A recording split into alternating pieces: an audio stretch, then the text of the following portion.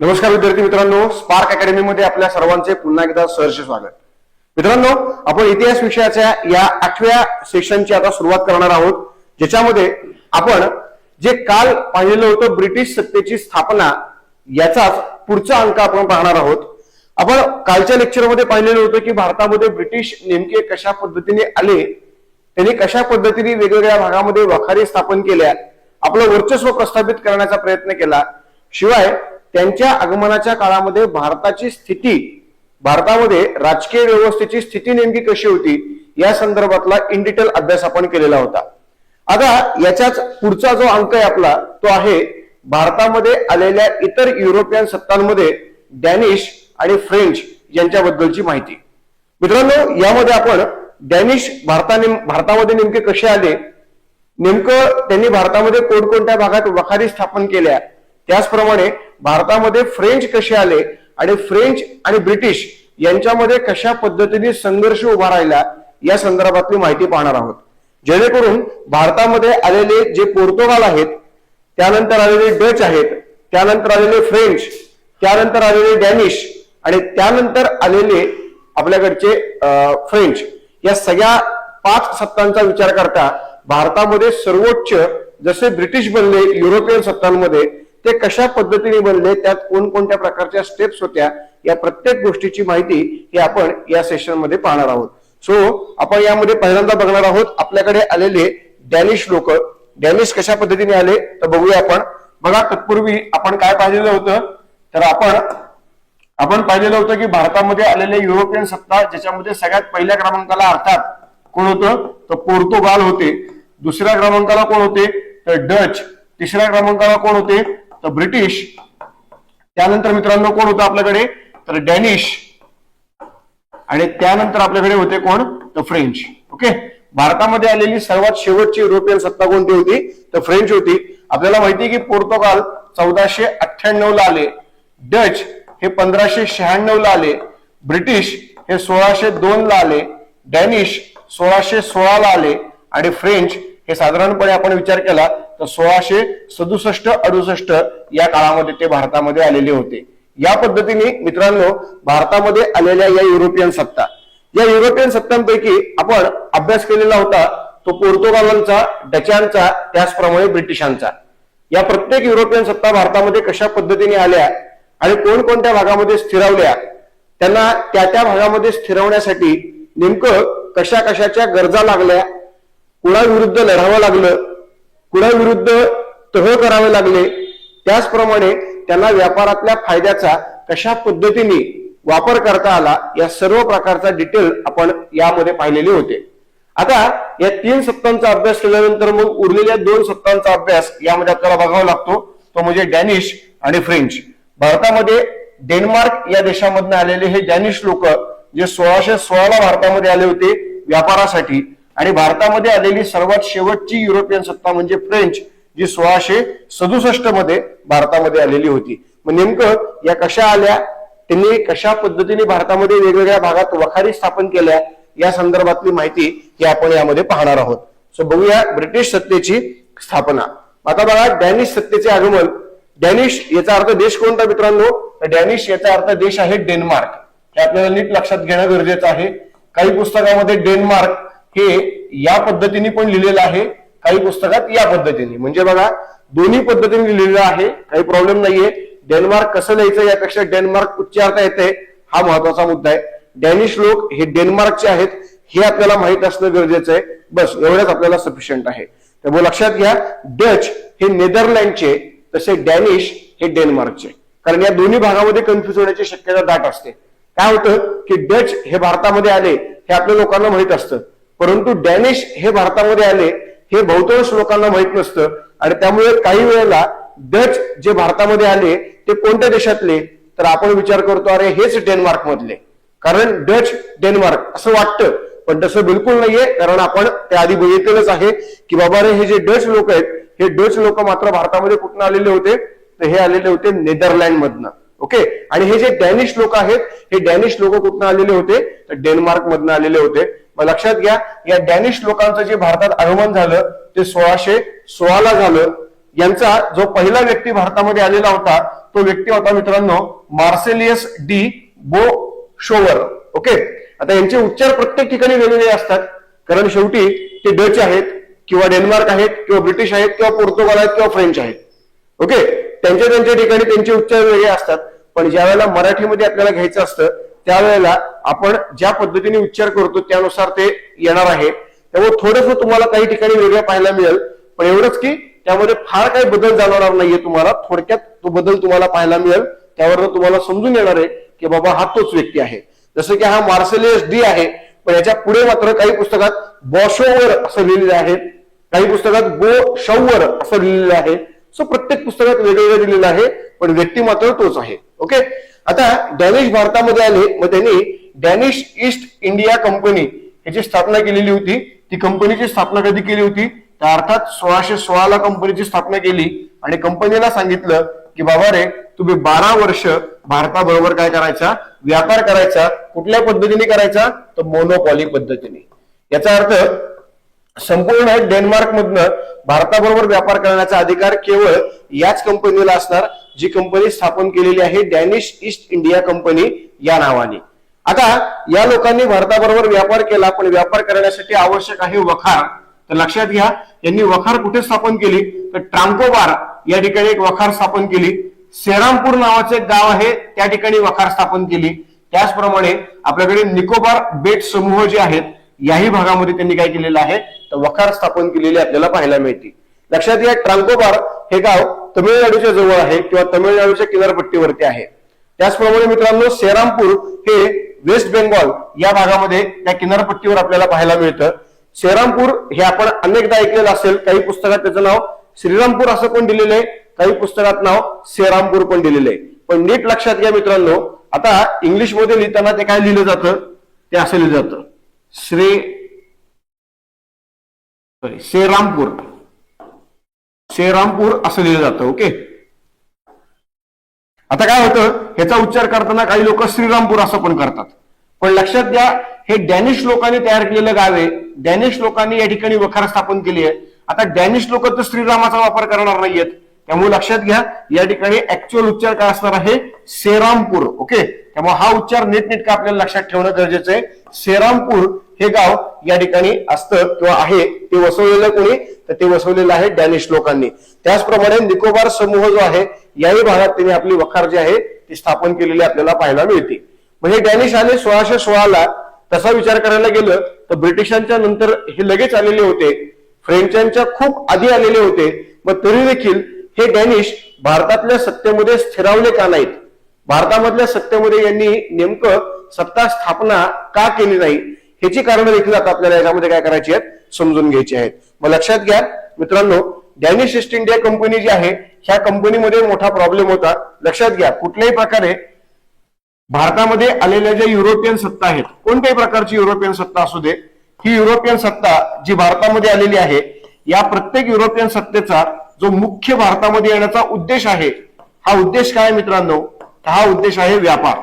बरोबर आहे. आता या व्यापारामध्ये सुद्धा मित्रांनो लक्षात घ्या, मुख्य उद्देश व्यापार आहे आणि या व्यापारामध्ये देखील मुख्य आपल्याला माहिती आहे की रेशीम आहे, त्याचप्रमाणे काय आहे, तर रेशीम आणि त्याचप्रमाणे मसाल्याचे पदार्थ. बरोबर आहे, मसाल्याचे पदार्थ, या दोन गोष्टी अत्यंत आवश्यक किंवा अत्यंत गरजेच्या. लक्षात घ्या, युरोपियन सत्ता यांचा मुख्य उद्देश भारतामध्ये येण्याचा व्यापार, व्यापारातले पदार्थ रेशीम आणि मसाल्याचे पदार्थ. त्याचप्रमाणे मित्रांनो, या युरोपियन सत्ता ज्यावेळेला भारतामध्ये आल्या त्यावेळेला व्यापारातल्या फायद्यामुळे या लोकांनी मोठ्या प्रमाणात काय केलं, भारतामध्ये सत्ता स्थापन केली, म्हणजे सैन्य तयार केलं आणि या सैन्याच्या माध्यमातून त्यांनी सत्ता ही स्थापन केलेली आपल्याला पाहायला मिळते. लक्षात घ्या, मुख्य उद्देश व्यापार आहे. जसा जसा व्यापार वाढत गेला, व्यापाराचं प्रमाण वाढत गेलं, तस तसं नफा वाढत गेला. जसा नफा वाढत गेला मित्रांनो, तसं सैन्य शक्ती वाढत गेली आणि जशी सैन्य शक्ती वाढली तसं मित्रांनो सत्ता ही मोठ्या प्रमाणात वाढलेली आपल्याला पाहायला मिळते. पण डॅनिश लोकांच्या बाबतीत झालं काय, डॅनिश लोकांच्या बाबतीत मित्रांनो जी कंपनी स्थापन केली होती डॅनिश ईस्ट इंडिया कंपनी, या कंपनीची स्थापना 1616 ला झाली आणि कंपनीनी स्थापनेपासूनच बघा, लक्षात घ्या, कंपनीने स्थापनेपासून काय केलं, तर पहिल्यांदा 12 वर्ष मक्तेदारी पद्धतीने व्यापार केला आणि कंपनीने एक चूक अशी केली की चहाची तस्करी करायला सुरुवात केली. म्हणजे त्यांनी व्यापार केला खरा, व्यापार केला, जो काही लिगल व्यापार आहे तो व्यापार भारताबरोबर केला, भारतातनं मोठ्या प्रमाणात माल उचलला, तो माल युरोपला डेन्मार्कमध्ये जाऊन विकला, भरपूर प्रमाणात पैसा कमवला, डेन्मार्कच्या लोकांनाही कच्चा माल किंवा पक्का माल या माध्यमातून उपलब्ध झाला. सर्व प्रकारे डेन्मार्कची इकॉनॉमी सुधारण्याचा प्रयत्न या माध्यमातून झाला. पण या कंपनीने एक्स्ट्राचं प्रॉफिट मिळवण्यासाठी काय केलं तर भारतामधनं चहाची तस्करी करायची आणि हा चहा कमीत कमी किमतीला ब्रिटनमध्ये विकायचा हा प्लॅन केला. ओके, मग आता याला नाव दिलं आपण काय की चहाची तस्करी. आणि ही चहाची तस्करी करून तो ब्रिटनमध्ये विकला गेला. या कारणामुळे प्रत्येक वेळेला इंग्लंड आणि डॅनिश यांच्यामध्ये खटके उडायला लागले. आणि या खटक्यांमुळेच काय झालं की इंग्लंडच्या लोकांनी या डॅनिश लोकांवरती अतिक्रमण केलं, त्यांच्यावरती काही ठिकाणी आक्रमणे केली. त्याचप्रमाणे कंपनीचा जो व्यापार आहे त्या व्यापाराला दगाफटका केला. या कारणामुळे ही कंपनी डुबली 1650 साली. आता कंपनीची चूक होती आणि कंपनीच्या चुकीमुळे 1616 स्थापन झालेली ही कंपनी 1650 काय झाली, डुबली, ती दिवाळ्यात निघाली. तिचं दिवाळ निघालं, कुठल्याही प्रकारे प्रॉफिट नाही, खर्च मात्र अफाट झाला. ह्याचं कारण काय, ह्याचं कारण तुम्ही लिगली जेवढ्या प्रमाणात प्रॉफिट मिळते तेवढ्या प्रमाणात जर व्यापार केला असता तर प्रॉफिटचा आकडा नक्कीच वाढला असता आणि कंपनी ही पुढे अनेक वर्ष कार्यरत राहिली असती. पण ब्रिटिशांच्या या विरुद्ध कटकारस्थान करण्याच्या नादामध्ये यांनी मोठ्या प्रमाणात चहाची तस्करी केली आणि तस्करी केलेला हा जो चहा आहे हा अत्यंत कमीत कमी किमतीमध्ये कुठे विकला तर ब्रिटनमध्ये विकला. यामुळे याचा परिणाम ब्रिटनच्या कंपनीच्या व्यापारावर झाला आणि म्हणून ब्रिटिशांनी नक्कीच याचा विरोध भारतामध्ये करायला सुरुवात केली आणि त्यातून ही कंपनी पूर्णपणे डुबली, याचं दिवाळ निघालं. या पद्धतीने ही कंपनी संपली. आता कंपनी संपल्यानंतर या डचांनी काय केलं मित्रांनो, या डचांनी आणखी कंपनी स्थापन केली 1670 ला. लक्षात घ्या मित्रांनो, कंपनी बघा नीट समजून घ्या, कंपनी पहिल्यांदा स्थापन कधी झाली होती 1616 ला, परंतु ही कंपनी संपली कधी तर 1650 ला. आता 1616 ते 1650 या काळामध्ये डॅनिश ईस्ट इंडिया कंपनीने मोठ्या प्रमाणात प्रॉफिट कमवलं होतं. पण कंपनी डुबली. या कारणामुळे कालांतराने त्यांनी 1670 ला एक नवीन कंपनी स्थापन केली. याही कंपनीने कार्य करायला सुरुवात केलं, परंतु ही कंपनी देखील पूर्णपणे कोलॅप्स झाली. त्यामुळे 1729 ला नवीन कंपनी स्थापन केली. त्यानंतर मित्रांनो त्याही कंपनीला चांगला रिस्पॉन्स मिळाला नाही. मग 1730 ला दुसरी कंपनी स्थापन केली, त्यालाही रिस्पॉन्स मिळाला नाही. मग 1732 ला एक कंपनी स्थापन केली डॅनिश ईस्ट इंडिया नावानेच. आणि मित्रांनो या कंपनीला 40 वर्ष भारताबरोबर मक्तेदारी पद्धतीने व्यापाराचा अधिकार दिला. मक्तेदारी पद्धतीने काय केलं मित्रांनो, व्यापाराचा अधिकार दिला. व लक्षात घ्या 1732 ते 40 म्हणजेच किती झालं, इथं झालं 1772. 1772 पर्यंत ही कंपनी पुढे भारतामध्ये कार्यरत असलेली आपल्याला पाहायला मिळते. साधारण 1616 पासून सुरू झालेला हा प्रवास अनेक कंपन्यांच्या माध्यमातून, काही कंपन्या तयार झाल्या, काही कंपन्या फुटल्या, काही कंपन्या संपल्या. या सगळ्याच्या माध्यमातून मित्रांनो काय झालं आपल्याकडे तर 1772 पर्यंत डॅनिश ईस्ट इंडिया कंपनीच्या माध्यमातून डेन्मार्कचा जो व्यापार आहे तो व्यापार भारताबरोबर चालू राहिला किंवा भारतातून मोठ्या प्रमाणात माल हा डेन्मार्कमध्ये जात राहिला. त्यामुळे साधारण 150 वर्षांचा हा कार्यकाल होता. 1616 ते साधारणपणे 1772 पर्यंत हा कार्यकाल होता. आणि या कार्यकालामध्ये पूर्णपणे या डॅनिश कंपनीने किंवा डेन्मार्क या देशाने भारताबरोबर व्यापार केला, व्यापारामध्ये मोठ्या प्रमाणामध्ये नफा कमवला. मित्रांनो यांनी नफा कमवला, परंतु साधारणपणे 1772 ला ज्या वेळेला कंपनी कोलॅप्स झाली त्यावेळेला मात्र यांचा यातला इंटरेस्ट संपला. आता बाबा व्यापार करायचंय का, तर व्यापार आता करायचा नाहीये, आता शांत राहायचंय, निवांत राहायचंय असं त्यांनी मनोमन ठरवलं. आणि त्याच्या आधारावरती मित्रांनो आपल्याकडे काय झालं तर लक्षात घ्या, त्याच्या आधारावरती या डॅनिश लोकांनी सेरामपूर या ठिकाणी एक मिशन प्रेस स्थापन केली, जी मिशन प्रेस 1799 ला स्थापन केली. आणि त्यात मोठ्या प्रमाणामध्ये डॅनिश मिशनरी आणले की जे लोक भारतामध्ये काय करणार होता, ख्रिश्चन धर्माचा प्रसार आणि प्रचार करणार. ख्रिश्चन धर्माचा काय करणार मित्रांनो, प्रसार आणि प्रचार करणार. बघा लक्षात घ्या, आल्या आल्या त्यांनी व्यापार चालू केला, व्यापार मोठ्या प्रमाणात केला, पण व्यापारामध्ये प्रत्येक वेळेलाच त्यांना फायदा झाला असं नाही, कंपनी अनेकदा कोलॅप्स झाली. या सर्व कारणामुळे काय झालं, या सर्व कारणामुळे या डेन्मार्क लोकांनी आपलं जे काम आहे ते सेरामपूरमध्ये चालू केलं ख्रिश्चन मिशनऱ्यांच्या माध्यमातून. या सेरामपूरमध्ये त्यांनी प्रिंटिंग प्रेस चालू केली आणि या माध्यमातून मित्रांनो मोठ्या प्रमाणात धार्मिक पुस्तकांचं त्यांनी काय केलं, प्रकाशन केलं. आता धार्मिक पुस्तकं म्हणजेच कोणते, तर बायबलच्या साधारणपणे असं म्हणतात की 1801 पासून 1832 पर्यंत, लक्षात घ्या 1801 पासून 1832 पर्यंत बायबल या ग्रंथाच्या जवळपास 2 लाख पेक्षा जास्त प्रति या भागामध्ये काय केलं मित्रांनो, तर छापण्याचं काम केलं. ओके, आता 2 लाख पेक्षा जास्त प्रति या भागामध्ये छापल्या आणि त्या या संपूर्ण भारतीय समाजामध्ये वितरित केल्या. काय वितरित केल्या, तर बाबा रे हिंदू धर्म हा खूप तुच्छ आहे आणि आमचा धर्म हा खूप उच्च आहे, आमच्या धर्मामध्ये मानवतावाद आहे, हे दाखवण्याचं काम या माध्यमातून या ख्रिश्चन मिशनऱ्यांनी भारतामध्ये केलेलं होतं. जास्तीत जास्त लोकांनी त्यांचा धर्म सोडावा आणि आमचा धर्म स्वीकारावा ही एक आशा या लोकांना होती आणि त्यातूनच त्यांच्या धर्माचा सहज सोपा अर्थ लोकांना कळावा यासाठी स्थानिक भाषांमध्ये हे ग्रंथ छापले गेले आणि ते लोकांमध्ये मोठ्या प्रमाणात वितरित केले. यातूनच मोठ्या प्रमाणात ख्रिश्चन धर्माचा प्रचार आणि प्रसार हा बंगालच्या माध्यमातून किंवा सेरामपूर मिशन प्रेसच्या माध्यमातून मोठ्या प्रमाणात झालेला आपल्याला पाहायला मिळतो. मित्रांनो, हे सेरामपूर मिशन प्रेस जे आहे ते खूप महत्वाची आहे, कारण याच सेरामपूर मिशन प्रेसने काय केलं, तर भारतातल्या ज्या स्थानिक भाषा आहेत या स्थानिक भाषांमधनं धर्माचा प्रसार आणि प्रचार केला. त्यांनी कुठल्याही प्रकारे इंग्रजी भाषेचा वापर केला नाही किंवा डेन्मार्कची जी कुठली भाषा असेल त्या भाषेचा वापर न करता त्यांनी स्थानिक भाषा शिकल्या आणि त्या माध्यमातून त्यांनी त्या भाषांचा वापर भारतामध्ये धर्माचा प्रसार आणि प्रचार करण्यासाठी केला. का केला, कारण सिंपल आहे, भाषा ही कनेक्टिव्हिटीचं सगळ्यात मोठं माध्यम आहे.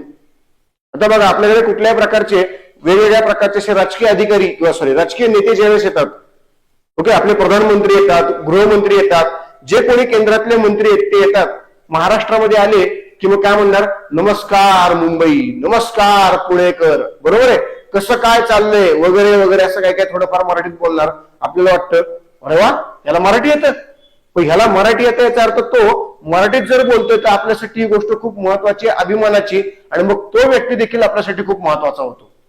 मग तो व्यक्ती पहिले 4-5 शब्द 4-5 वाक्य मराठी मधले किंवा त्या स्थानिक भाषेमधले शिकतो आणि तुम्हाला कनेक्ट करण्याचा प्रयत्न करतो. कारण मित्रांनो, भाषा हे कनेक्टिव्हिटीचं सगळ्यात मोठं माध्यम आहे. जर मी इंग्रजी बोलणार आहे, असं नको म्हणाल नाही का, बाबा मी मराठी बोलणार आहे आणि एखाद्या इंग्रजी बोलणाऱ्या लोकांच्या समवेत मी गेलो तर मित्रांनो कुठल्याही प्रकारे आमच्यामध्ये कनेक्टिव्हिटी होणार नाही, आमच्यामध्ये रिलेशन मेंटेन होणार नाही. का होणार नाही, कारण तो जे बोलतोय ते मला कळत नाही, मी जे बोलतोय ते त्याला कळत नाही आणि त्यामुळे आमच्यामध्ये कुठल्याही प्रकारचं रिलेशन होणार नाही. पण तेच जर समजा तो बोलतोय आणि मी बोलतोय, ती भाषा एकच असेल आणि आम्हाला आवडणारे मुद्दे देखील एकच असतील तर 100% आमच्यातली कनेक्टिव्हिटी वाढणार, आम्हाला आवडणार त्या गोष्टी. का मित्रांनो, कारण मित्रांनो महत्वाची गोष्ट आहे भाषा. आणि म्हणूनच या डॅनिश लोकांनी खूप महत्वपूर्ण भारताचा अभ्यास केलेला होता आणि या अभ्यासातून त्यांनी ठरवलं की भारतामध्ये ख्रिश्चन धर्माचा प्रसार आणि प्रचार करायचा असेल तर स्थानिक भाषा ही अत्यंत महत्वाची.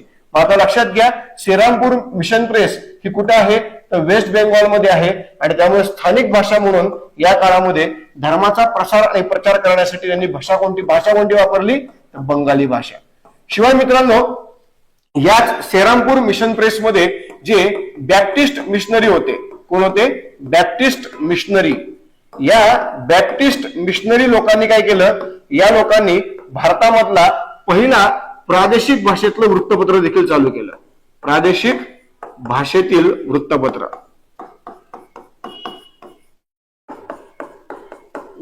ओके, नाव काय होतं त्याचं, नाव होतं समाचार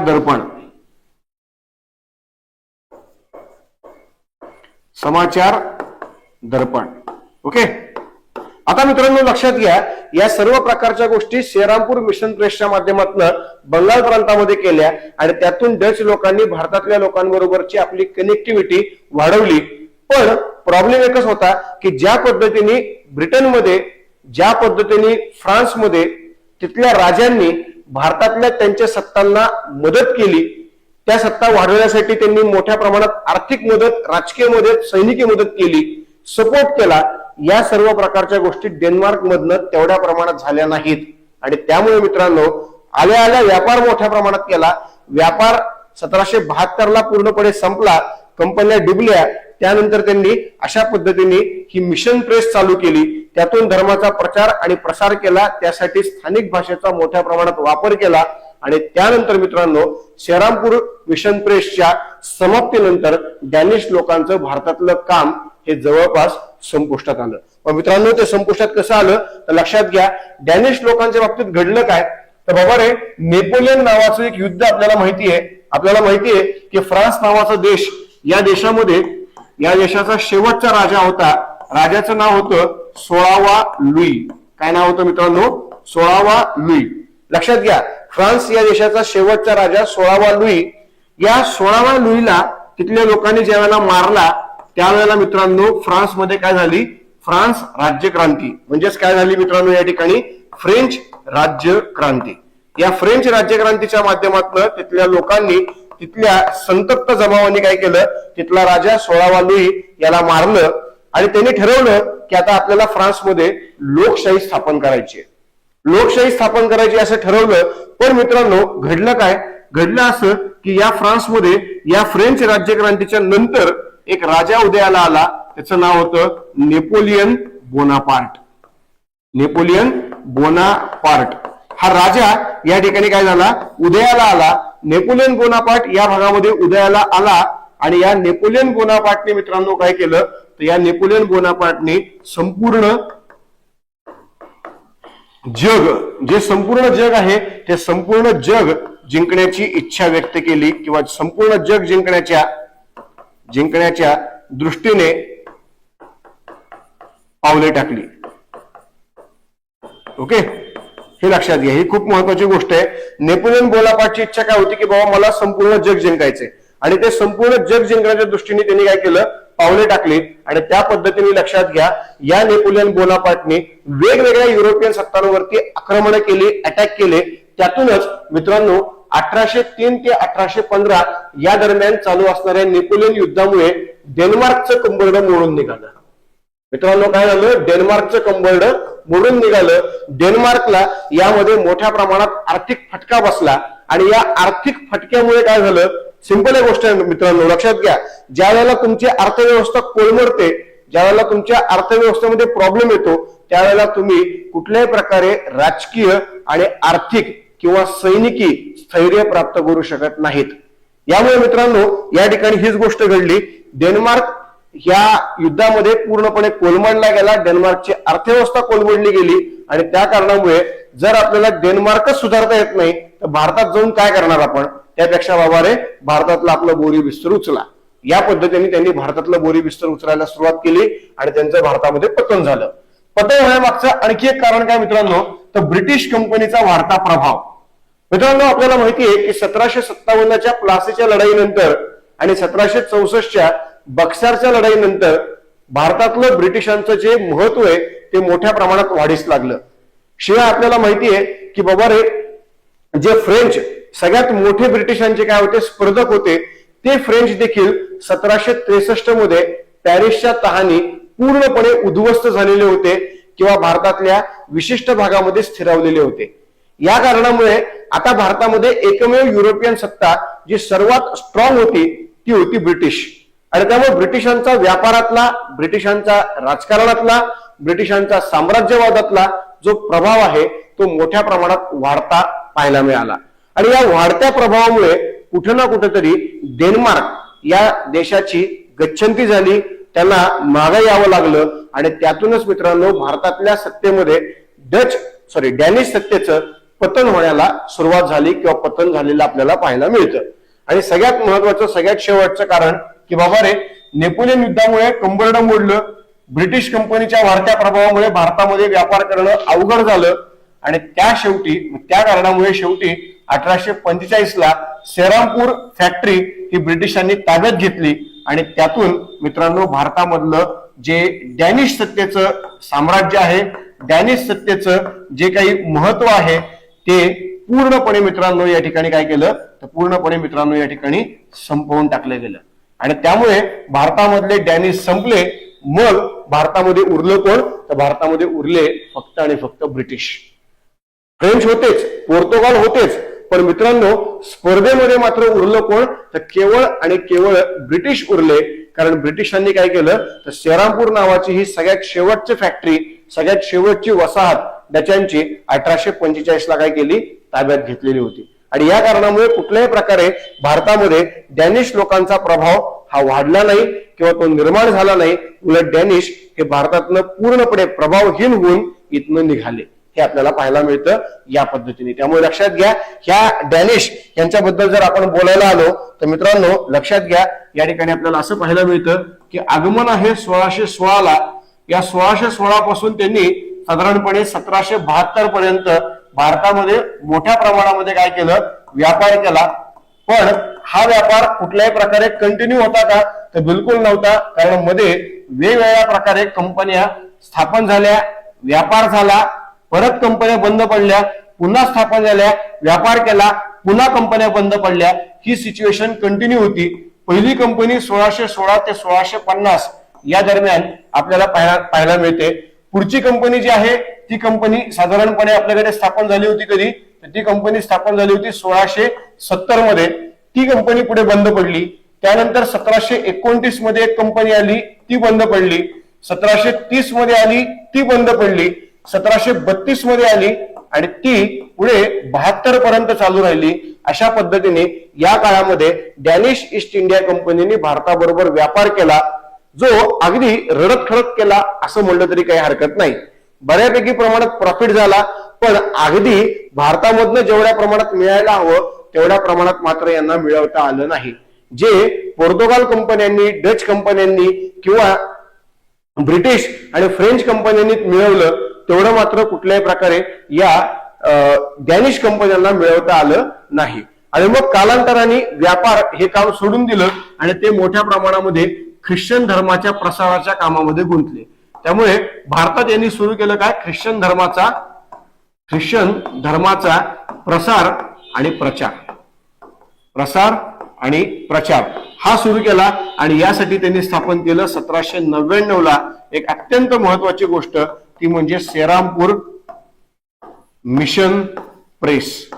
सो मित्रांनो या पद्धतीने सेरामपूर मिशन प्रेसची स्थापना केली आणि त्यातून ख्रिश्चन धर्माचा मोठ्या प्रमाणात प्रचार आणि प्रसार केलेला आपल्याला पाहायला मिळतो। मोठ्या प्रमाणामध्ये ख्रिश्चन धर्माचा हा प्रचार आणि प्रसार झाला आणि तिथून 1845 ला सेरामपूर हे गाव इंग्रजांनी ताब्यात घेतलं आणि तिथूनच डच सत्ता ही भारतातली पूर्णपणे काय झाली संपली।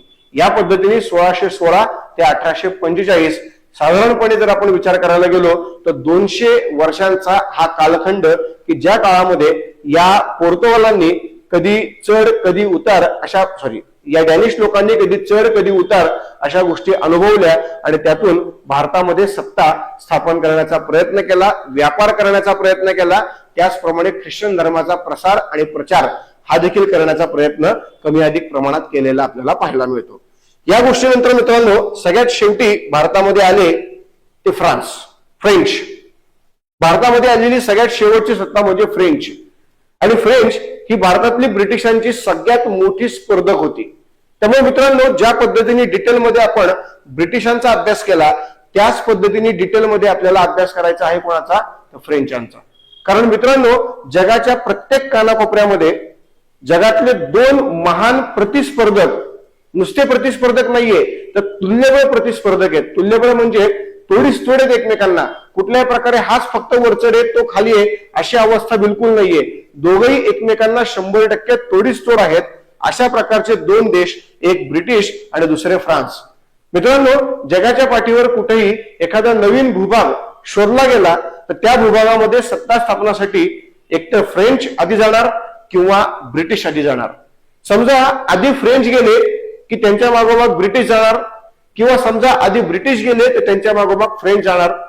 दोघेही तिथे जाणार, हळूहळू व्यापार करणार, सत्ता स्थापन करण्यासाठी प्रयत्न करणार, सत्ता स्थापनेमध्ये दोघं एकमेकांच्या विरुद्ध लढणार आणि दोघांच्या लढाईमध्ये कोणीतरी एक जिंकणार, जो त्या भागामध्ये सत्ता स्थापन करणार. अशा पद्धतीने कानाकोपऱ्यातल्या प्रत्येक भागामध्ये या युरोपियन सत्तांनी आपली आपली सत्ता स्थापन केलेली होती. जसं की नवीन एक खंड सापडलं गेलं अमेरिका नावाचं. उत्तर अमेरिकेमध्ये मोठ्या प्रमाणात जोर राहिला ब्रिटिशांचा आणि दक्षिण अमेरिकेमध्ये मोठ्या प्रमाणात जोर राहिला फ्रेंचांचा. त्यामुळे लक्षात घ्या, काही भागामध्ये ब्रिटिश सक्सेसफुल, काही भागामध्ये फ्रेंच सक्सेसफुल, पण दोघंही एकमेकांचे तुल्यबळ प्रतिस्पर्धी आणि त्यामुळे त्यांचा भारतामधला हा अभ्यास आपल्याला नक्कीच डिटेलमध्ये करणं गरजेचं आहे. आणि त्यामुळेच लक्षात घ्या, यामध्ये आपण पाहणार आहोत फ्रेंचांचं आगमन, फ्रेंचांचा पहिला व्यक्ती, कंपनी, वकार आणि गव्हर्नर. या संदर्भातली इन डिटेल माहिती आपण पाहणार आहोत. तर सुरुवात करूया वन बाय वन. पहिल्यांदा बघूया त्यांचं आगमन. तर लक्षात घ्या मित्रांनो, साधारणपणे भारतामध्ये ज्या युरोपियन सत्ता येत आहेत ती सुरुवात झाली 1498 पासून, म्हणजेच कितव्या शतकापासून, तर 15व्या शतकापासून. परंतु आपल्याकडे फ्रेंच कधी आले, तर फ्रेंच आले 1668 मध्ये, म्हणजेच कधी आले, तर 17व्या शतकामध्ये आले. पण मधले हे 200 वर्ष फ्रेंच नेमके कुठे होते? बाबा रे, फ्रेंचांना यायला एवढा उशीर का झाला? पोर्तुगाल सारखं सत्ता जी त्यांच्या अगदीच जवळ आहे, ती मागच्या 200 वर्षापासून इथं भारतामध्ये येते, व्यापार करते, सत्ता स्थापन केलेले, सत्ता गाजवती आहे. तरी देखील हे मात्र कुठल्याही प्रकारे भारतामध्ये येत नव्हते. त्यांना यायला 200 वर्षांचा कार्यकाल उजाडला. मग नेमकं असं का झालं बाबा? नेमकं ते भारतामध्ये ज्या वेळेला 1667-68 ला आले, त्यावेळेला ऑलरेडी इतर व्यापारी कंपन्यांनी आपले आपले बस्तान बांधलेलं होतं, आपला आपला पाय या भारताच्या भूमीमध्ये स्थिरावलेले होते, व्यापारही सुरू केलेला होता, प्रचंड प्रमाणात नफाही कमवलेला होता, त्याचप्रमाणे सत्ता स्थापनेसाठी प्रयत्न देखील सुरू केलेले होते. मग या सर्व प्रकारच्या घडामोडी होत असताना भारतामध्ये फ्रेंच उशिरा येण्यामागचं कारण काय?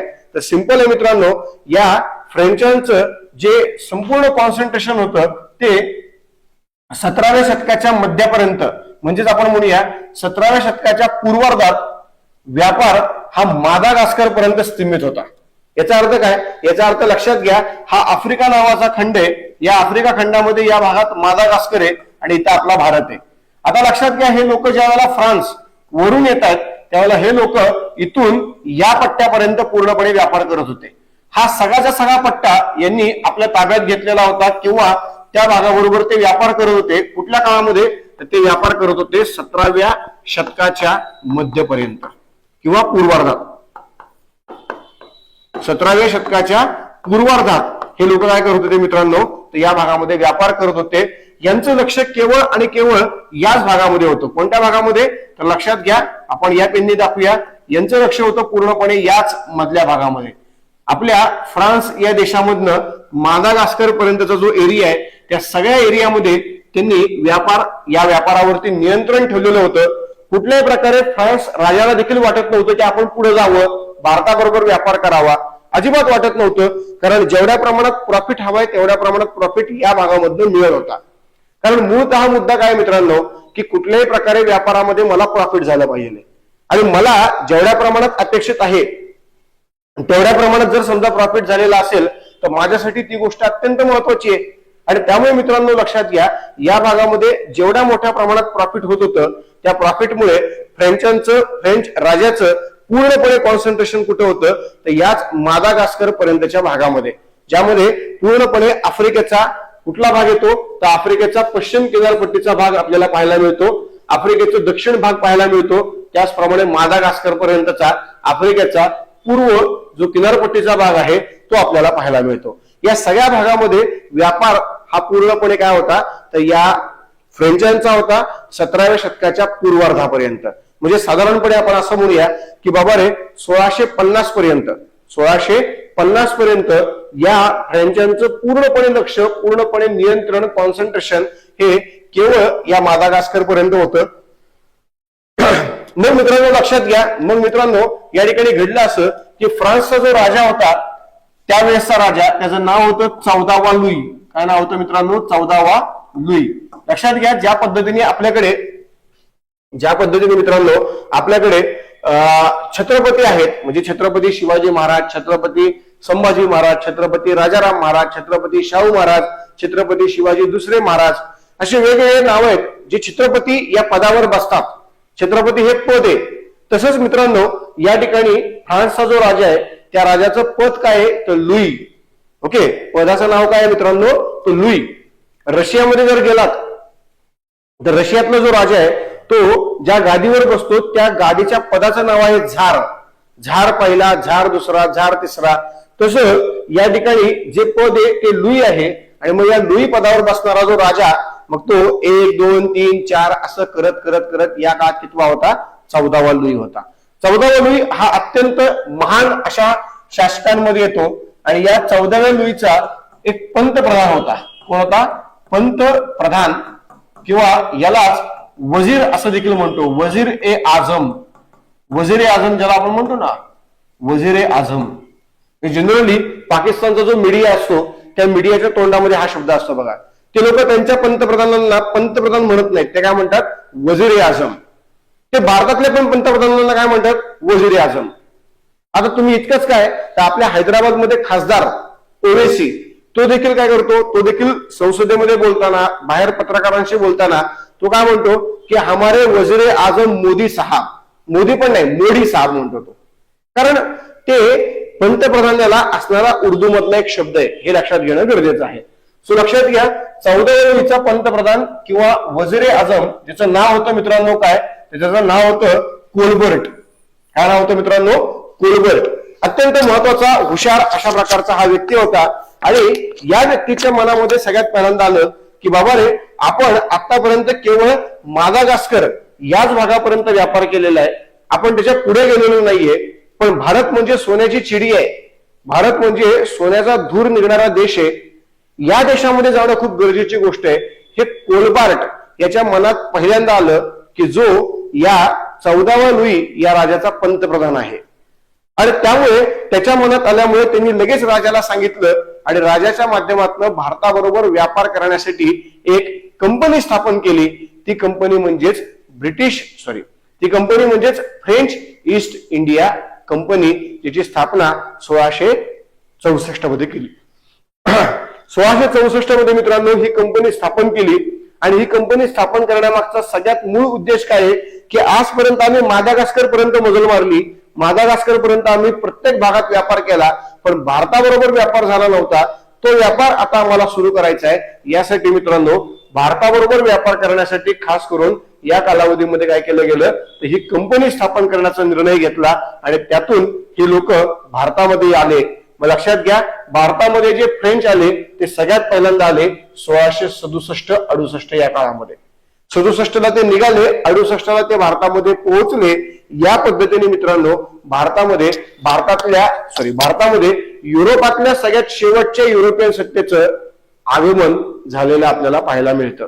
त्यामुळे लक्षात घ्या युरोपियन सत्ता ज्या भारतामध्ये आल्या त्या साधारणपणे एकूण किती सत्ता, ते एकूण सत्ता आपण जर पाहिल्या मित्रांनो तर त्या एकूण सत्ता आपल्याला याच्यामध्ये पाहायला मिळतात साधारण किती तर 5 सत्ता. आणि या 5 सत्ता भारतामध्ये येण्यासाठी जो कालावधी लोटला गेला तो कालावधी साधारणपणे 200 वर्षांचा कालावधी आपल्याला यामध्ये पाहायला मिळतो. त्यामुळे लक्षात घ्या हे फ्रेंच इतक्या उशिरा येण्यामागचं कारण केवळ मादागास्कर पर्यंत त्यांचा व्यापार सीमित. कोलबार्ट याच्या मदतीने ते लोक काय गेले भारतामध्ये आले. कधी आले तर 1667-68ला. आणि हा कोलबार्ट कोण होता तर कोलबार्ट होता फ्रान्सचा राजा 14वा लुई याचा वजीर किंवा पंतप्रधान. ओके, आता पुढे बघा मित्रांनो. आता भारतामध्ये फ्रेंच आले, ठीक आहे फ्रेंच आले, पण फ्रेंच आले म्हणजे नेमकं कोण आलं तर लक्षात घ्या फ्रँको कैरो नावाचा त्यांचा व्यक्ती हा भारतामध्ये आलेला सगळ्यात पहिला व्यक्ती होता जो 1668 मध्ये आलेला होता. मित्रांनो काही पुस्तकामध्ये त्याचं नाव तुम्हाला फ्रान्सिस कैरो असं पण दिलेलं आहे, काही पुस्तकात तेच नाव फ्रँको कैरो असं पण दिलेलं आहे. त्यामुळे लक्षात घ्या दोन्ही नावं आपल्याला लक्षात ठेवायचे. 1668 मध्ये आलेला फ्रेंचांचा भारतातला हा पहिला व्यक्ती होता फ्रँको कैरो. मित्रांनो भारतामध्ये येण्यासाठी त्यांनी एका इराणी व्यक्तीची मदत घेतली. त्या इराणी व्यक्तीची मदत घेतली त्याचं नाव होतं मरकरा. काय नाव होतं मित्रांनो मरकरा. या मरकराची यांनी मदत घेतलेली होती आणि याच्या मदतीने हा भारतामध्ये दाखल झालेला आपल्याला पाहायला मिळतो। त्यामुळे लक्षात घ्या, हे फ्रेंच भारतामध्ये सर्वात शेवटी आले आणि सर्वात शेवटी येऊन त्यांनी भारतामध्ये वेगवेगळ्या भागामध्ये व्यापाराला सुरुवात केली, त्यातून वखारी स्थापन केल्या, त्यातून सैन्य व्यवस्था वाढवली, त्यातून साम्राज्यवादी धोरण अवलंबलं आणि त्या धोरणानंतर भारतामध्ये ब्रिटिश आणि फ्रेंच यांच्यामध्ये वादाला सुरुवात झाली आणि त्यातूनच इंग्रज फ्रेंच यांच्यामध्ये काय झाले मित्रांनो, तर युद्ध झालेले आपल्याला पाहायला मिळतात। त्यामुळे लक्षात घ्या, पहिला व्यक्ती फ्रँको कैरो, ज्यांनी इराणी मरकरा या व्यक्तीच्या मदतीने काय केलं, तर भारतामध्ये आगमन केलं 1668 मध्ये। 67 ला हे लोक निघाले आणि 68 ला हे भारताच्या पश्चिम किनारपट्टीवरती पोहोचलेले आपल्याला पाहायला मिळतात। तर या पद्धतीने हा पहिला फ्रेंच व्यक्ती जो भारतात आलेला होता। त्यानंतर मित्रांनो फ्रेंच ईस्ट इंडिया कंपनी, लक्षात घ्या यामध्ये खूप महत्वाची गोष्ट आहे जी लक्षात ठेवण्यासारखी आहे, ती म्हणजे काय, तर बघा पोर्तुगाल,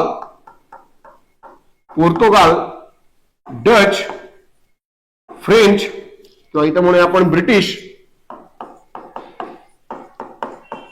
आणि फ्रेंच। ओके, आता यातनं डॅनिश थोडासा बाजूला केलेला आहे आपण।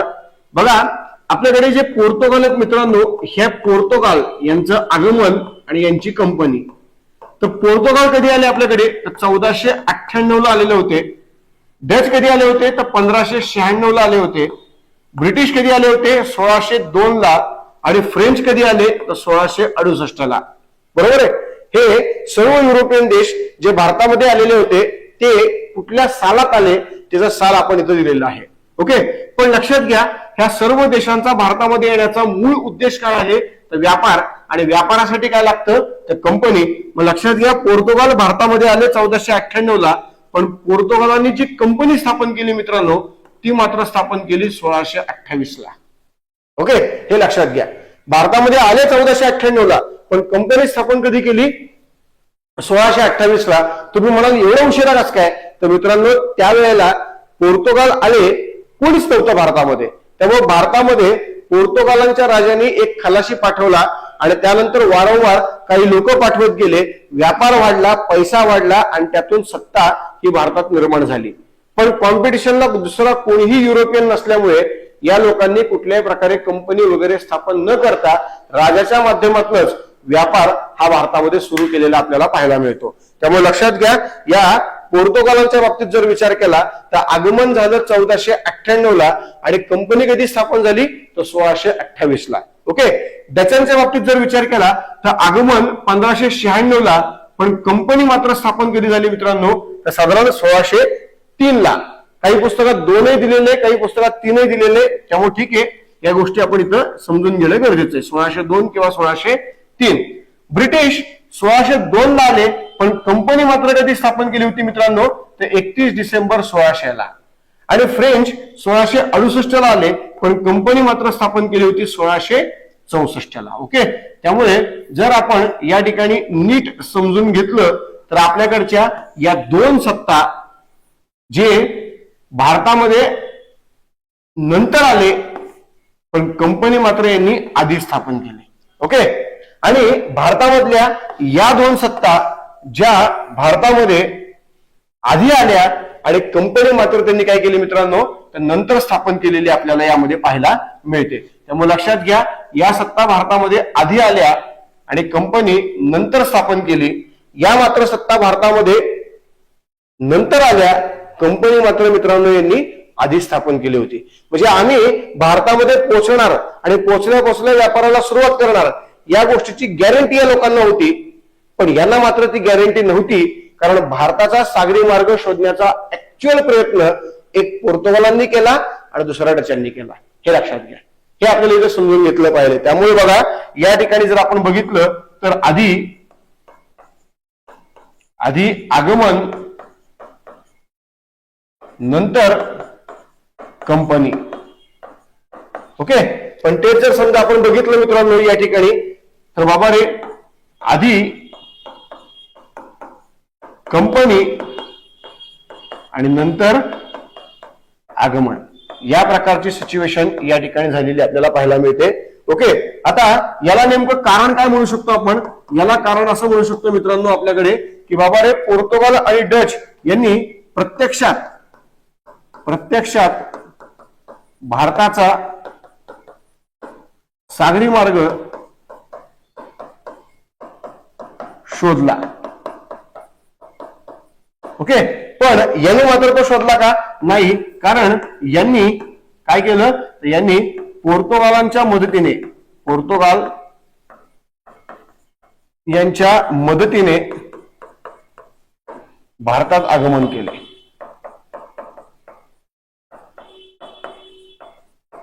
ओके, हा एक अत्यंत महत्वाचा मुद्दा याच्यामध्ये.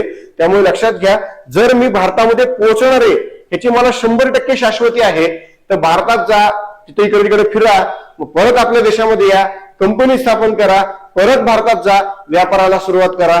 कुणी सांगितलीये? जर मला 100% माहिती की पोर्तुगाल मागच्या 100-150 वर्षापासून जात आहेत आणि त्यांच्या मदतीने मी भारतात चाललोय, म्हणजे मी भारतात पोहोचणार आहे हे फिक्स आहे म्हणल्यानंतर आधी आपण काय करूया? कंपनी स्थापन करूया. म्हणून या दोघांनी आधी कंपनी स्थापन केली आणि नंतर हे लोक यांच्या मदतीने कुठे आले? तर भारतामध्ये आले आणि भारतामधनं हळूहळू त्यांनी व्यापाराला सुरुवात केली. पण या लोकांनी मात्र भारताचा सागरी मार्ग शोधलेला आहे, प्रत्यक्ष शोधलेला आहे. आपल्याला माहिती की पोर्तुगाल हे आफ्रिका आणि मादागास्कर याच्या मधून गेलेले आहेत आणि डच मात्र आफ्रिका आणि मादागास्करच्या खालून गेलेले आहेत. दोघांनी पण सागरी मार्ग प्रॉपर पद्धतीने त्यांच्या रिस्कवर शोधलेला आहे आणि त्यामुळं आम्ही भारतात पोहोचू की पोहोचणार नाही याबद्दलची कुठलीही शाश्वती नव्हती आणि ती शाश्वती नसल्यामुळेच खऱ्या अर्थाने मित्रांनो या ठिकाणी घडलं काय की हे लोक आधी भारतामध्ये आले आणि मग या लोकांनी कंपनीची भारतामध्ये काय केली किंवा इंग्लंडमध्ये काय केली? स्थापना केली. हे आपल्याला या माध्यमातून पाहायला मिळतं. सो यानुसार मित्रांनो भारतामध्ये हे सर्व युरोपियन लोक आले, कंपन्या स्थापन केल्या आणि त्यातूनच आपल्याला बघायची फ्रेंच ईस्ट इंडिया कंपनी. लक्षात घ्या, आपण मगाशीच बघितलं त्यानुसार हा जो कोलबार्ट आहे, या कोलबार्टच्या मनामध्ये कुठे ना कुठेतरी होतं की बाबा रे, आपण आपला व्यापार कुठपर्यंत करतोय? तर आपण आपला व्यापार केवळ मादागास्कर पर्यंत करतोय. परंतु मादागास्करच्या जर आपण पुढे गेलो तर पुढे गेल्यानंतर मात्र अत्यंत महत्वाची गोष्ट आहे ती म्हणजे सोन्याची खाण आहे. आणि ती सोन्याची खाण, ते सोन्याचं अंड देणारी कोंबडी म्हणजेच कोण आहे मित्रांनो? तर भारत. आणि या जर भारतामध्ये आपण गेलो नाही तर मोठ्या प्रमाणात पैशासाठी आपण मुकणार आहोत. ही गोष्ट या वजीरे आझमला म्हणजेच पंतप्रधानांना माहित होती आणि त्यामुळे कोलबार्ट यांनी राजाच्या परवानगीने भारताबरोबर व्यापार करण्यासाठी एक कंपनी स्थापन केली. त्या कंपनीचं नाव French East India company. Company स्थापन झाली 1664 ला आणि त्यातून मित्रांनो काय झालं? त्यातून मित्रांनो भारताबरोबर व्यापार करण्यासाठी फ्रान्स मधल्या लोकांचा एक प्रतिनिधी फ्रान्स सरकारच्या परवानगीने भारतामध्ये दाखल झाला. तो दाखल झालेला व्यक्ती म्हणजेच कोण मित्रांनो? मार्सेलियस डी बोरशॉ. ओके, सो या माध्यमातून मित्रांनो हे लोक भारतामध्ये आले. पण आता लक्षात घ्या, या ठिकाणी जी कंपनी स्थापन झाली ती कंपनी नेमकी कशी होती? तर बघा, आपण याच्या आधीच ब्रिटिश ईस्ट इंडिया कंपनी पाहिलेली आहे. ब्रिटिश ईस्ट इंडिया कंपनी, बरोबर आहे.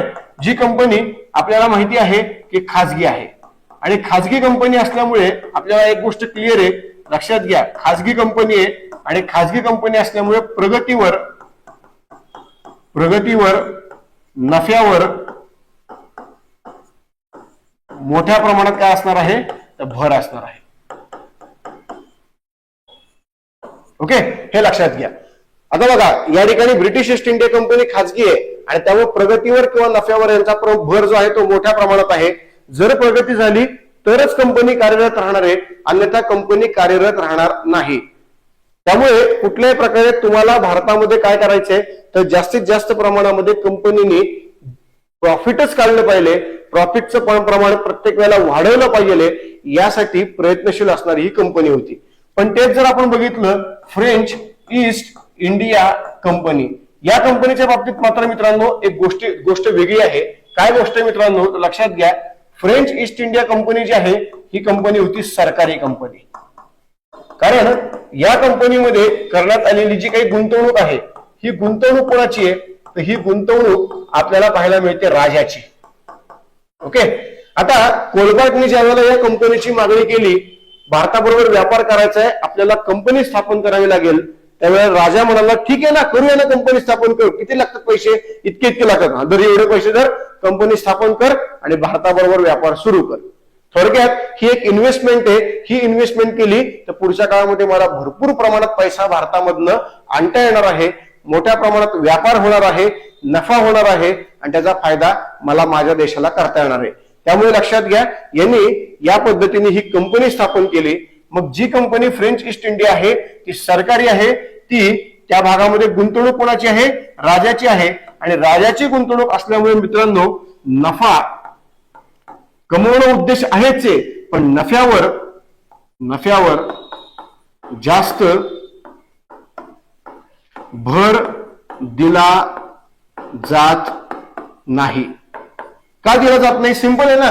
आता हा जो राजा असेल कोणी तिथला 14वा लुई नावाचा, त्या 14व्या लुईचा राजा, त्या राजाची बायको आहे. आता बायकोच्या माहेरचा कोणतरी व्यक्ती आहे, तो आला, काय म्हणला, बाईसाहेब तुम्ही राणी आहात, राजाला सांगून एखादी नोकरी लावा. मग राजा काय म्हणणार, बरं ठीक आहे चल, आपण ती कंपनी स्थापन केली ना, त्या कंपनीत जा आणि तिथं कारभार सुरू कर, तुला एवढा पगार मिळेल. म्हणजे खरंच त्या व्यक्तीकडे क्वालिटी आहे का नाही हे चेक केलं जाणार आहे का? बिलकुल नाही. त्या व्यक्तीला केवळ राजाच्या शिफारसीतनं जॉब मिळणार. मग तो त्या प्रमाणात जॉब करणार की करणार नाही, त्याच्याकडे तेवढ्या प्रमाणात पात्रता उपलब्ध आहे की नाही याबद्दल कुठल्याच प्रकारची शाश्वती न घेता त्या लोकांना त्या ठिकाणी कामाला लावलं जाणार. आणि त्यातून लॉस काय होणार? त्यातून लॉस असा होणार की ती कंपनी योग्य प्रकारात प्रॉफिट कमवणार नाही. त्यामुळे हळूहळू कंपनीचं दिवाळ निघणार आणि कंपनी बंद करावी लागणार. मित्रांनो हीच गोष्ट घडली. ब्रिटिश ईस्ट इंडिया कंपनी खाजगी असल्यामुळे प्रॉफिट मोठ्या प्रमाणात, प्रॉफिट जास्त, त्यामुळं सैन्य शक्ती ही वाढवली गेली. सैन्य शक्ती वाढली की मित्रांनो साम्राज्य देखील काय झालं, साम्राज्य देखील वाढलं. इथं मात्र काय झालं, नफ्यावर भर दिला गेला नाही आणि यामुळे प्रॉफिट जे आहे ते प्रॉफिट कमी झालं. प्रॉफिट कमी, त्यामुळं सैन्य शक्ती जी आहे ती सैन्य शक्ती कमी, आणि सैन्य शक्ती कमी याच कारणामुळे मित्रांनो साम्राज्यवाद घडला नाही, हे लक्षात घ्या. या ठिकाणी तो साम्राज्यवाद घडला, या ठिकाणी तो साम्राज्यवाद घडला नाही. त्यामुळे कुठल्याही प्रकारे आपण ज्या काही गोष्टी शिकतो त्याच्यामध्ये ऍक्च्युअल कारण काय आहेत हे समजून घ्या आणि हे समजून ते शिका, जेणेकरून तुम्हाला त्याचा फायदा जास्त होईल. कारण लक्षात घ्या, या ठिकाणी आपण जो अभ्यास करतोय तो प्रत्येक अभ्यास हा आपला डिस्क्रिप्टिव्ह पॅटर्न साठी असणार आहे.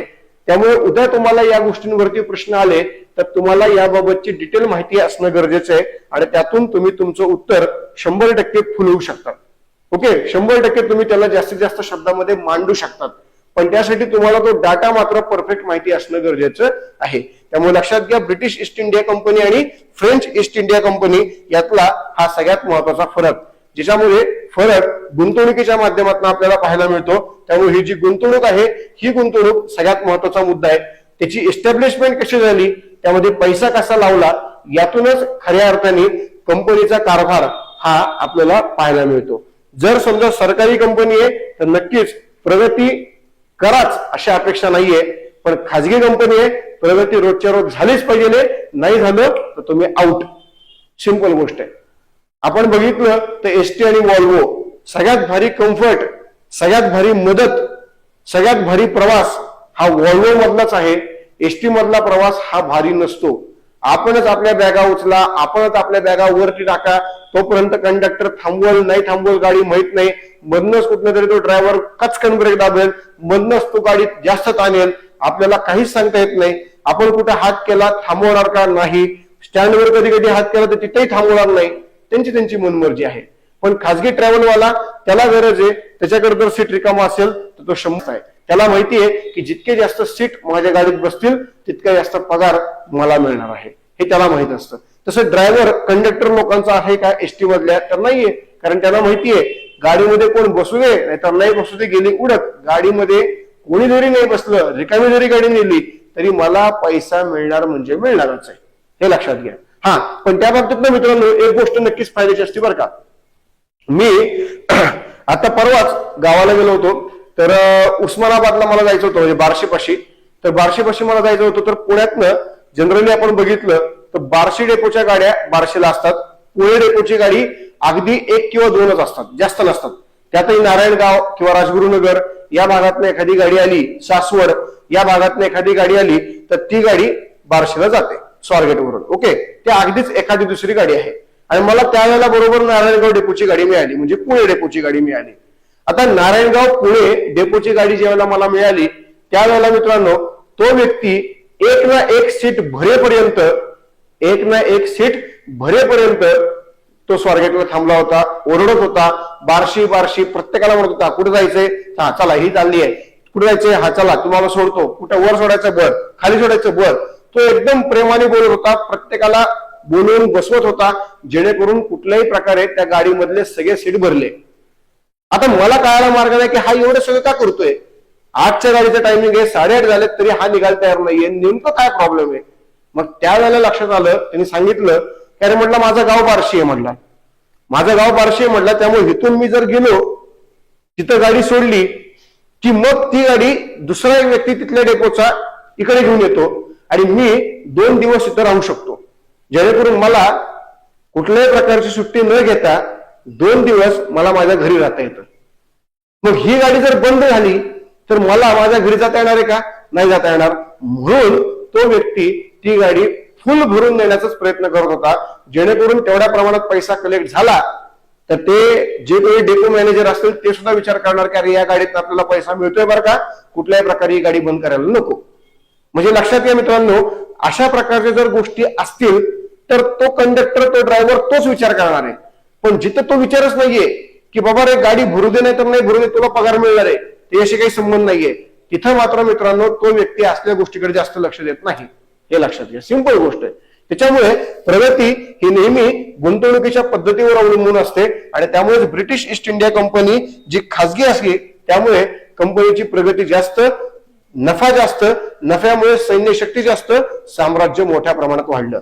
पण तेच फ्रेंच ईस्ट इंडिया कंपनी सरकारी कंपनी, नफा बऱ्यापैकी प्रमाणात कमी, या कारणामुळे सैन्य शक्ती कमी, त्यामुळे साम्राज्यवाद जेवढ्या प्रमाणात घडायला हवा तेवढ्या प्रमाणात तो घडलेला पाहायला मिळाला नाही. ओके, त्यानंतर मित्रांनो आता या फ्रेंचांनी वेगवेगळ्या ठिकाणी ज्या वखारी स्थापन केल्या त्या वखारी आपण पाहणार आहोत.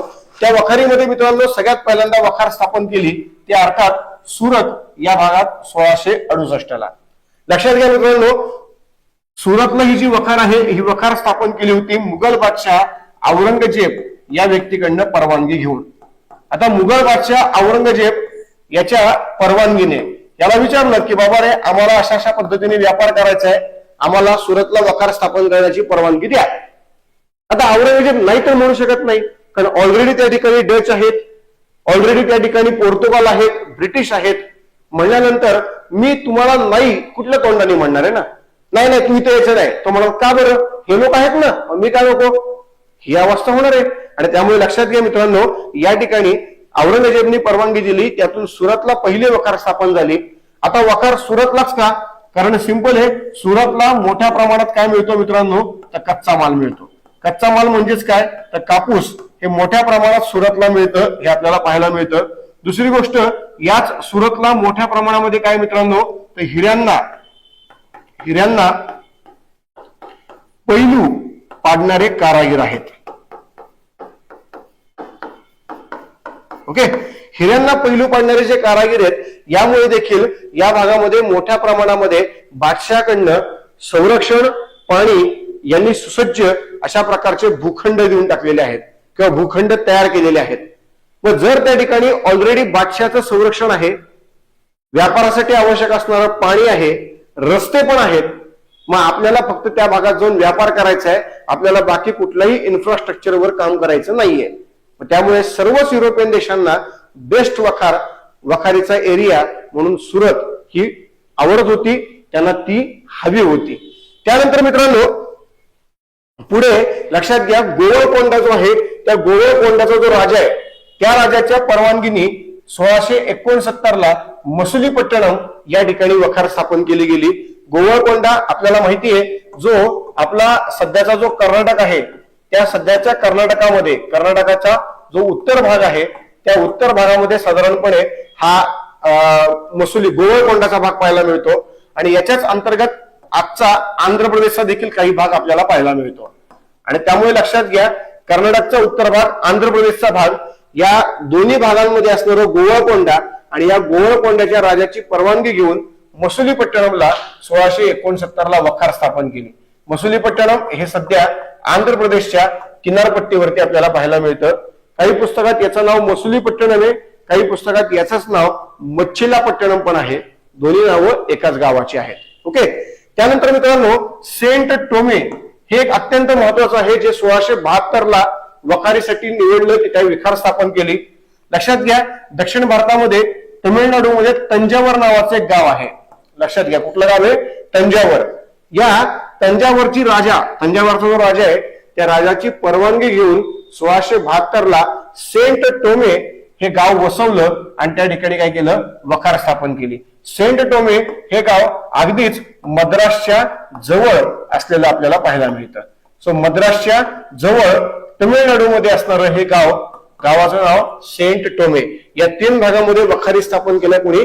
तर ब्रिटिशांनी. सुरत, मसुलीपट्टणम, त्याचप्रमाणे सेंट टोमे 1672 हे नाव लक्षात ठेवा, कारण मित्रांनो याच ठिकाणी पुढच्या काळात झालेली जी लढाई आहे ती लढाई देखील आपल्याला अभ्यासायची आहे.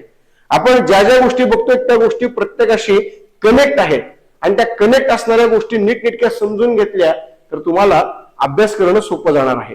म्हणून आधीच्या गोष्टी समजून घ्या, त्या लक्षात ठेवण्याचा प्रयत्न करा, जेणेकरून पुढे गेलात की तुम्हाला त्या गोष्टींचा रेफरन्स येणार आहे. त्यावेळेला तुमच्या लक्षात येणार आहे की अरे यार हे गाव इथे आहे, त्यामुळे ही इथं घटना घडली, ही इथं लढाई झाली. काहीतरी कारण असत प्रत्येक गोष्टीला, ते कारण या माध्यमातून आपल्याला काय करायचे? समजून घ्यायचे आहेत. सो लक्षात घ्या, सुरत, मसुलीपट्टणम, सेंट टोमे या पद्धतीने या वखारी स्थापन केल्या. पुढे बघा मित्रांनो, महत्वाची वखार म्हणजे पॉंडिचेरी. आपल्याला माहिती आहे की फ्रेंचांचं भारतातलं महत्वाचं केंद्र किंवा फ्रेंचांचं भारतातलं जे मुख्यालय आहे हे मुख्यालय पॉंडिचेरी आहे. पण हे पॉंडिचेरी नेमकं ताब्यात कसं आलं, पॉंडिचेरी कोणाकडून ताब्यात घेतलं गेलं, हे आता आपल्याला याच्यामध्ये बघायचंय.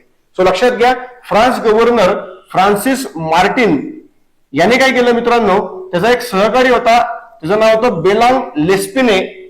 बघा लक्षात घ्या, फ्रान्स गव्हर्नर कोण आहे? Francis Martin.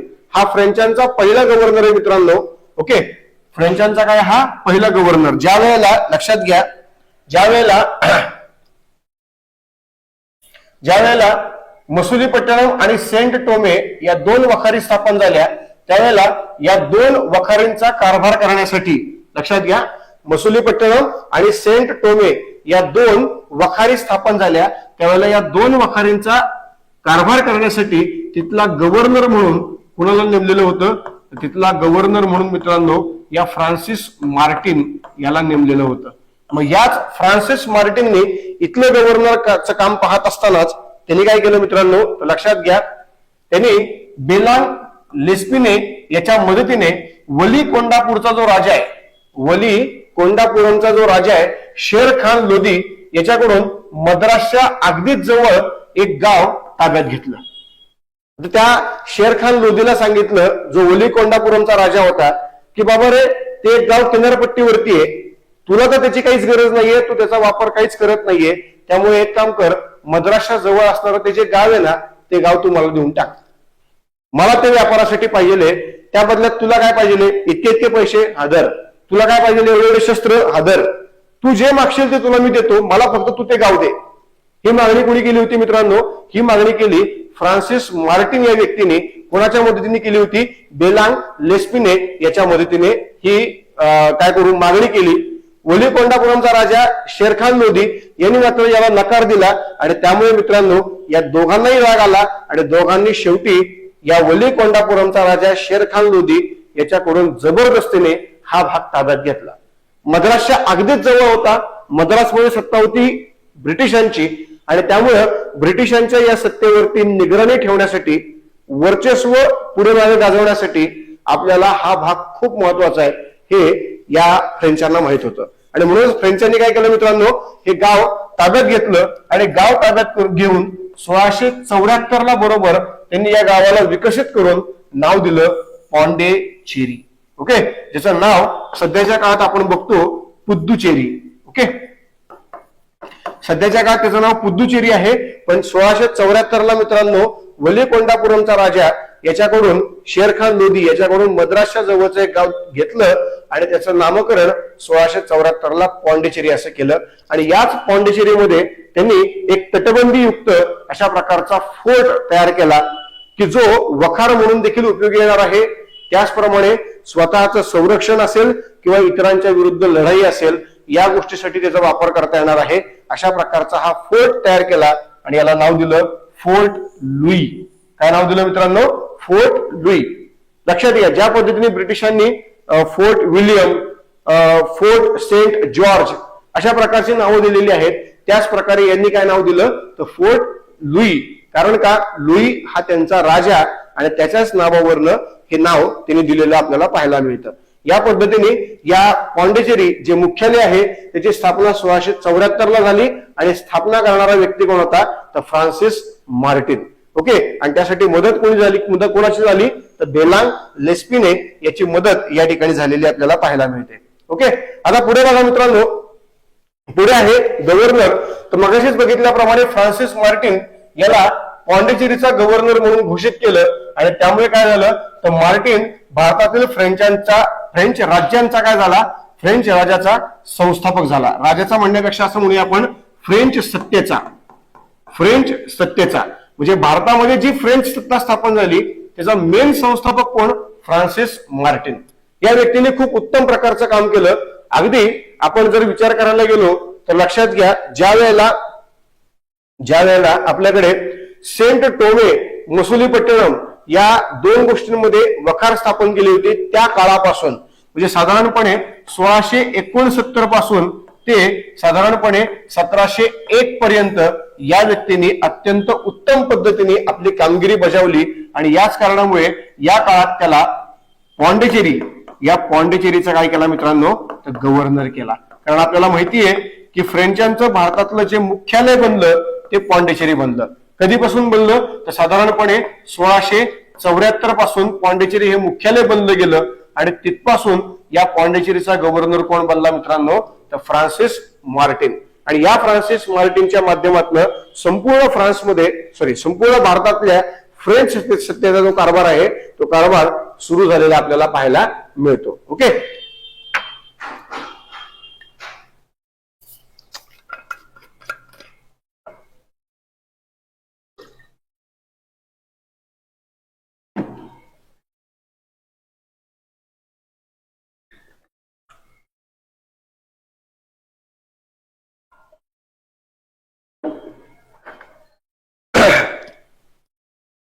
मग आता बघा, लक्षात घ्या, या पद्धतीने आपल्याकडे जो काही 1669 पासूनचा जो काळ आहे त्या काळापासून ते अगदी 1701 पर्यंतचा काळ, ज्याच्यामध्ये 1674 पासून पॉंडिचेरीचा पण भाग इन्क्लूड झाला, त्या सगळ्या भागाचा जो प्रमुख आहे तो फ्रान्सिस मार्टिन बनला. आणि त्यांनी भारतामध्ये ब्रिटिशांची जी वखार आहे, ज्या वखारीची सुरुवात ही सुरत पासून आणि त्यानंतर मसुलीपट्टणम पासून झाली होती, तिथपासून खऱ्या अर्थाने फ्रेंच सत्ता भारतामध्ये स्थापन करण्यापर्यंत या व्यक्तीचा रोल सगळ्यात जास्त.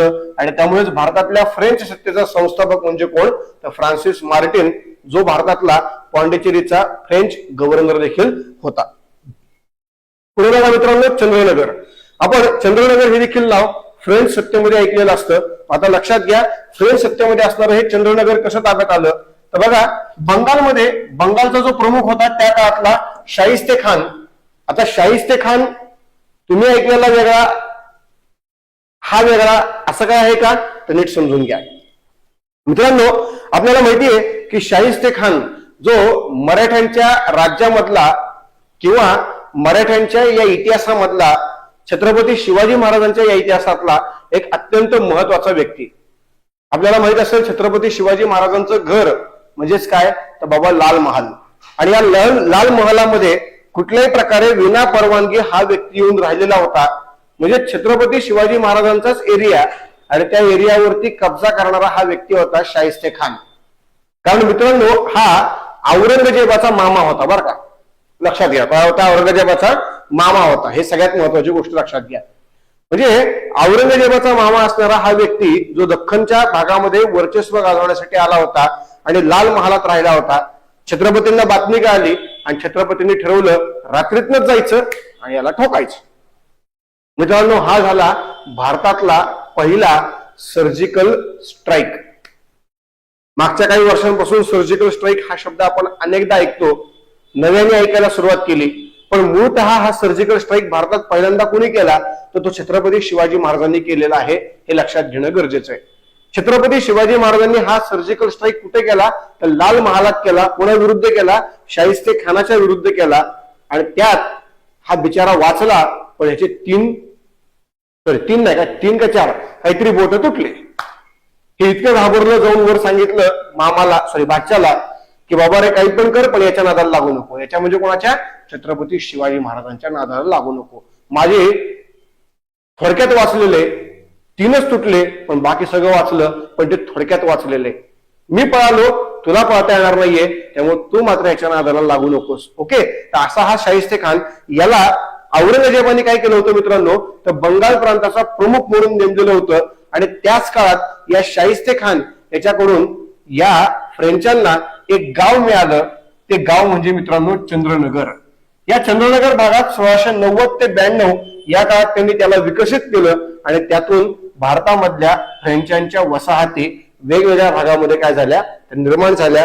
कोणकोणत्या भागात निर्माण झाल्या तर लक्षात घ्या मित्रांनो, या वखारी आपल्याला पाहायला मिळतात कुठकुठल्या भागामध्ये तर लक्षात घ्या, या वखारी आपल्याला पाहायला मिळतात कारिकल, मॉरिशियस, माहे, हा कारिकल खालीच लिहिले नाही का आपण, बरोबर आहे. म्हणजे लक्षात घ्या, मॉरिशियस, माहे, कारिकल या भागामध्ये वेगवेगळ्या प्रकारच्या वखारी जे आहेत त्या वखारी स्थापन झाल्या. आणि त्या वखारी स्थापन झाल्यामुळे आपल्याकडे फ्रेंच सत्ता जी आहे ती 1742 पर्यंत साधारणतः मुख्यालय पॉंडिचेरी, सत्ता केंद्रांमध्ये मसुलीपट्टणम, माहे, सुरत, चंद्रनगर या वेगवेगळ्या भागांमध्ये फ्रेंच सत्ता जी आहे ती स्थापन झालेली पाहायला मिळते. जर नकाशाच्या माध्यमातून बघायचं म्हणलं मित्रांनो तर लक्षात घ्या, साधारणपणे आपला हा भारत, ओके, आता या भारतामध्ये जर बघितलं तर लक्षात घ्या, सध्याच्या काळात या ठिकाणी असणारा हा जो केरळचा भाग आहे, या केरळमध्ये माहे नावाचे एक गाव आहे किनारपट्टीवरती. ओके, त्यानंतर आता सध्याचा हा तमिळनाडू, या तमिळनाडूमध्ये वरती पॉंडिचेरी आणि खाली असणारे गाव कारिकल. ओके, कालिकत वेगळं आणि कारिकल वेगळं.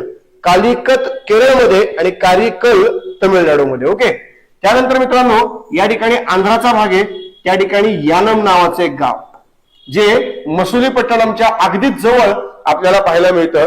आणि पुढे वेस्ट बेंगॉलमध्ये आपण आलो तर त्या ठिकाणी आपल्याला पाहायला मिळतं काय, चंद्रनगर.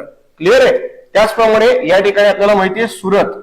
ओके, पण बघा कालांतराने सुरत मधलं काम संपलं आणि केवळ 1, 2, 3, 4 आणि 5 या 5 भागांमध्ये आपल्याला पाहायला मिळाले कोण तर हे फ्रेंच. जो फ्रेंचांची भारतातली जी सत्ता आहे ती सत्ता या पद्धतीने पसरलेली आपल्याला पाहायला मिळते. लक्षात घ्या, माहे हे केरळच्या किनारपट्टीवरती, कारिकल तमिळनाडूच्या किनारपट्टीवरती, पॉंडिचेरी तमिळनाडूच्या किनारपट्टीवर, यानम आंध्र प्रदेशच्या किनारपट्टीवर आणि वेस्ट बेंगॉल याच्या किनारपट्टीवर असणारं चंद्रनगर. अशा पद्धतीने भारतामध्ये वेगवेगळ्या भागांमध्ये फ्रेंच सत्ता या स्थिरावल्या गेल्या. वखार म्हणून मसुलीपट्टणम आहेच, सुरत हे आहेच, पण तरी देखील सत्ता म्हणून मात्र हे या भागामध्ये आपल्याला पाहायला मिळतं. आणि या सगळ्या सत्ताचं मेन केंद्र, मुख्यालय म्हणजेच काय मित्रांनो तर पॉंडिचेरी. ओके, मग लक्षात घ्या मित्रांनो, या सर्व प्रकारच्या गोष्टी ज्या झाल्या त्या कशा पद्धतीने झाल्या तर बघूया आपण. यामध्ये एक महत्वाचा करार झाला तो रिझविक नावाचा करार. अत्यंत महत्वाचा करार होता मित्रांनो. बघा, युरोपमध्ये फ्रेंच आणि डच यांच्यामध्ये एक युद्ध झालेलं होतं आणि या युद्धाचा परिणाम असा झाला की जे फ्रेंच आणि डच युरोपमध्ये लढत होते, आता युरोपमध्ये लढणारे फ्रेंच आणि डच भारतामध्ये एकमेकांचे मित्र तर बनणार नाहीयेत, एकमेकांचे शत्रू बनले. आणि त्यामुळे काय झालं की जे फ्रेंच आणि डच युरोपात लढत होते तेच फ्रेंच डच भारतात देखील लढायला लागले 1693 पासून. सो भारतामध्ये फ्रेंच आणि डच यांच्यामध्ये जे एकमेव युद्ध झालं ते झालं कधी 1693 पासून सुरू झालं. सो 1693 पासून मित्रांनो लक्षात घ्या हे एकमेव फ्रेंच विरुद्ध डच अशा प्रकारचं युद्ध सुरू झालं 1693 ते 1697. ओके, आता लक्षात घ्या हे युद्ध का झालं होतं, त्याचं कारण काय होतं. त्याचं सगळ्यात मेन कारण असं होतं की बाबा रे युरोपमध्ये फ्रेंच आणि डच लढतायत, मग जर युरोपमध्ये फ्रेंच आणि डच लढत असतील तर भारतात देखील फ्रेंच आणि डच लढणार आहेत, हे क्लिअर कट आहे. आणि त्यामुळं युरोपात ते लढतायत त्यामुळे ते भारतात लढले. सुरू झालं 93 ला, संपलं 97 ला. मग जर युरोपात लढायचे थांबले तर भारतात देखील लढायचे थांबणारच आहेत. आणि मग युरोपामध्ये फ्रेंच आणि डच हे लढायचे थांबले एका तहानुसार. त्या तहाचं नाव रिजविक करार किंवा रिजविक तह. हे युद्ध 1697 ला संपलं ते एका तहानी, एका कराराने, आणि त्या कराराचं नाव रिजविक करार. मित्रांनो यामध्ये काय झालं तर डचांनी फ्रेंचांची सर्व स्थळं त्यांना संधीनुसार काय केली मित्रांनो तर परत केली. संधीनुसार म्हणजेच या करारानुसार काय केली तर परत केली. आणि त्याच्यामुळे काय झालं डच हे पूर्णपणे वीक झाले आणि डचांनी ही फ्रेंचांना केलेली सगळी परत स्थळं, त्यामुळे फ्रेंच हे पुन्हा प्रभावी झालेले आपल्याला पाहायला मिळतात. त्यामुळे लक्षात घ्या 1693 ते 97, मग 97 झालेल्या रिजविक करारानुसार जरी फ्रेंच हे काही प्रमाणात पिछाडीवर गेलेले असले तरी या करारातल्या तरतुदीनुसार मात्र त्यांना सर्व प्रकारची त्यांची स्थळं ताब्यात मिळाली, पुन्हा प्राप्त झाली. आणि त्यामुळे मित्रांनो फ्रेंच हे पुन्हा एकदा या भागात ताकदवर झालेले आपल्याला पाहायला मिळतात. पण मित्रांनो एक लक्षात घ्या, ज्या पद्धतीने फ्रान्सिस मार्टिन यांचा कार्यकाळ संपला त्या कार्यकाळाच्या पुढे म्हणजे साधारणपणे 1701 पासून 1720 पर्यंत मात्र कुठल्याही प्रकारे जे फ्रेंच गव्हर्नर भारतामध्ये आलेले होते ते प्रभावी ठरले नाहीत, यशस्वी ठरले नाहीत. ते आले, काही काळ राहिले आणि नंतर गेले. ते कुठल्याही प्रकारे यशस्वी राहिले नाहीत आणि त्यामुळे ठराविक कालावधीमध्येच फ्रेंच सत्ता ही वाढत गेली. नंतर ती एकाच भागामध्ये स्थिरावली. ती कुठल्याही प्रकारे वाढली पण नाही आणि कमी पण झाली नाही. पण मित्रांनो ही गोष्ट फ्रेंच सत्तेला मात्र पूर्णपणे बाधक ठरली. आणि यामुळेच पुढच्या काळात आलेले 1720 ते 1742 फ्रेंच गव्हर्नर, ज्याच्यामध्ये एक होते लिनो आणि दुसरे होते ड्युमा, यांनी मात्र भारतातल्या वेगवेगळ्या भागामध्ये सत्ता स्थापन केली. त्यात मॉरिशस. आता मॉरिशस कुठे मित्रांनो तर नीट लक्षात घ्या. मॉरिशस नावाचं जे गाव आहे किंवा देश आहे लक्षात घ्या आफ्रिका. या आफ्रिकेच्या इथं मादागास्कर नावाचं बेट आहे आणि या मादागास्करच्या जवळच मॉरिशस आपल्याला पाहायला मिळतं. त्यामुळे लक्षात घ्या हा आफ्रिका, या आफ्रिकेच्या या भागात काय आहे मादागास्कर. ओके, आणि या ठिकाणी आपल्याला काय पाहायला मिळतं मित्रांनो तर मॉरिशियस. क्लिअर आहे. त्यामुळे लक्षात घ्या हे मॉरिशियस, हे मादागास्कर आणि हे आफ्रिका.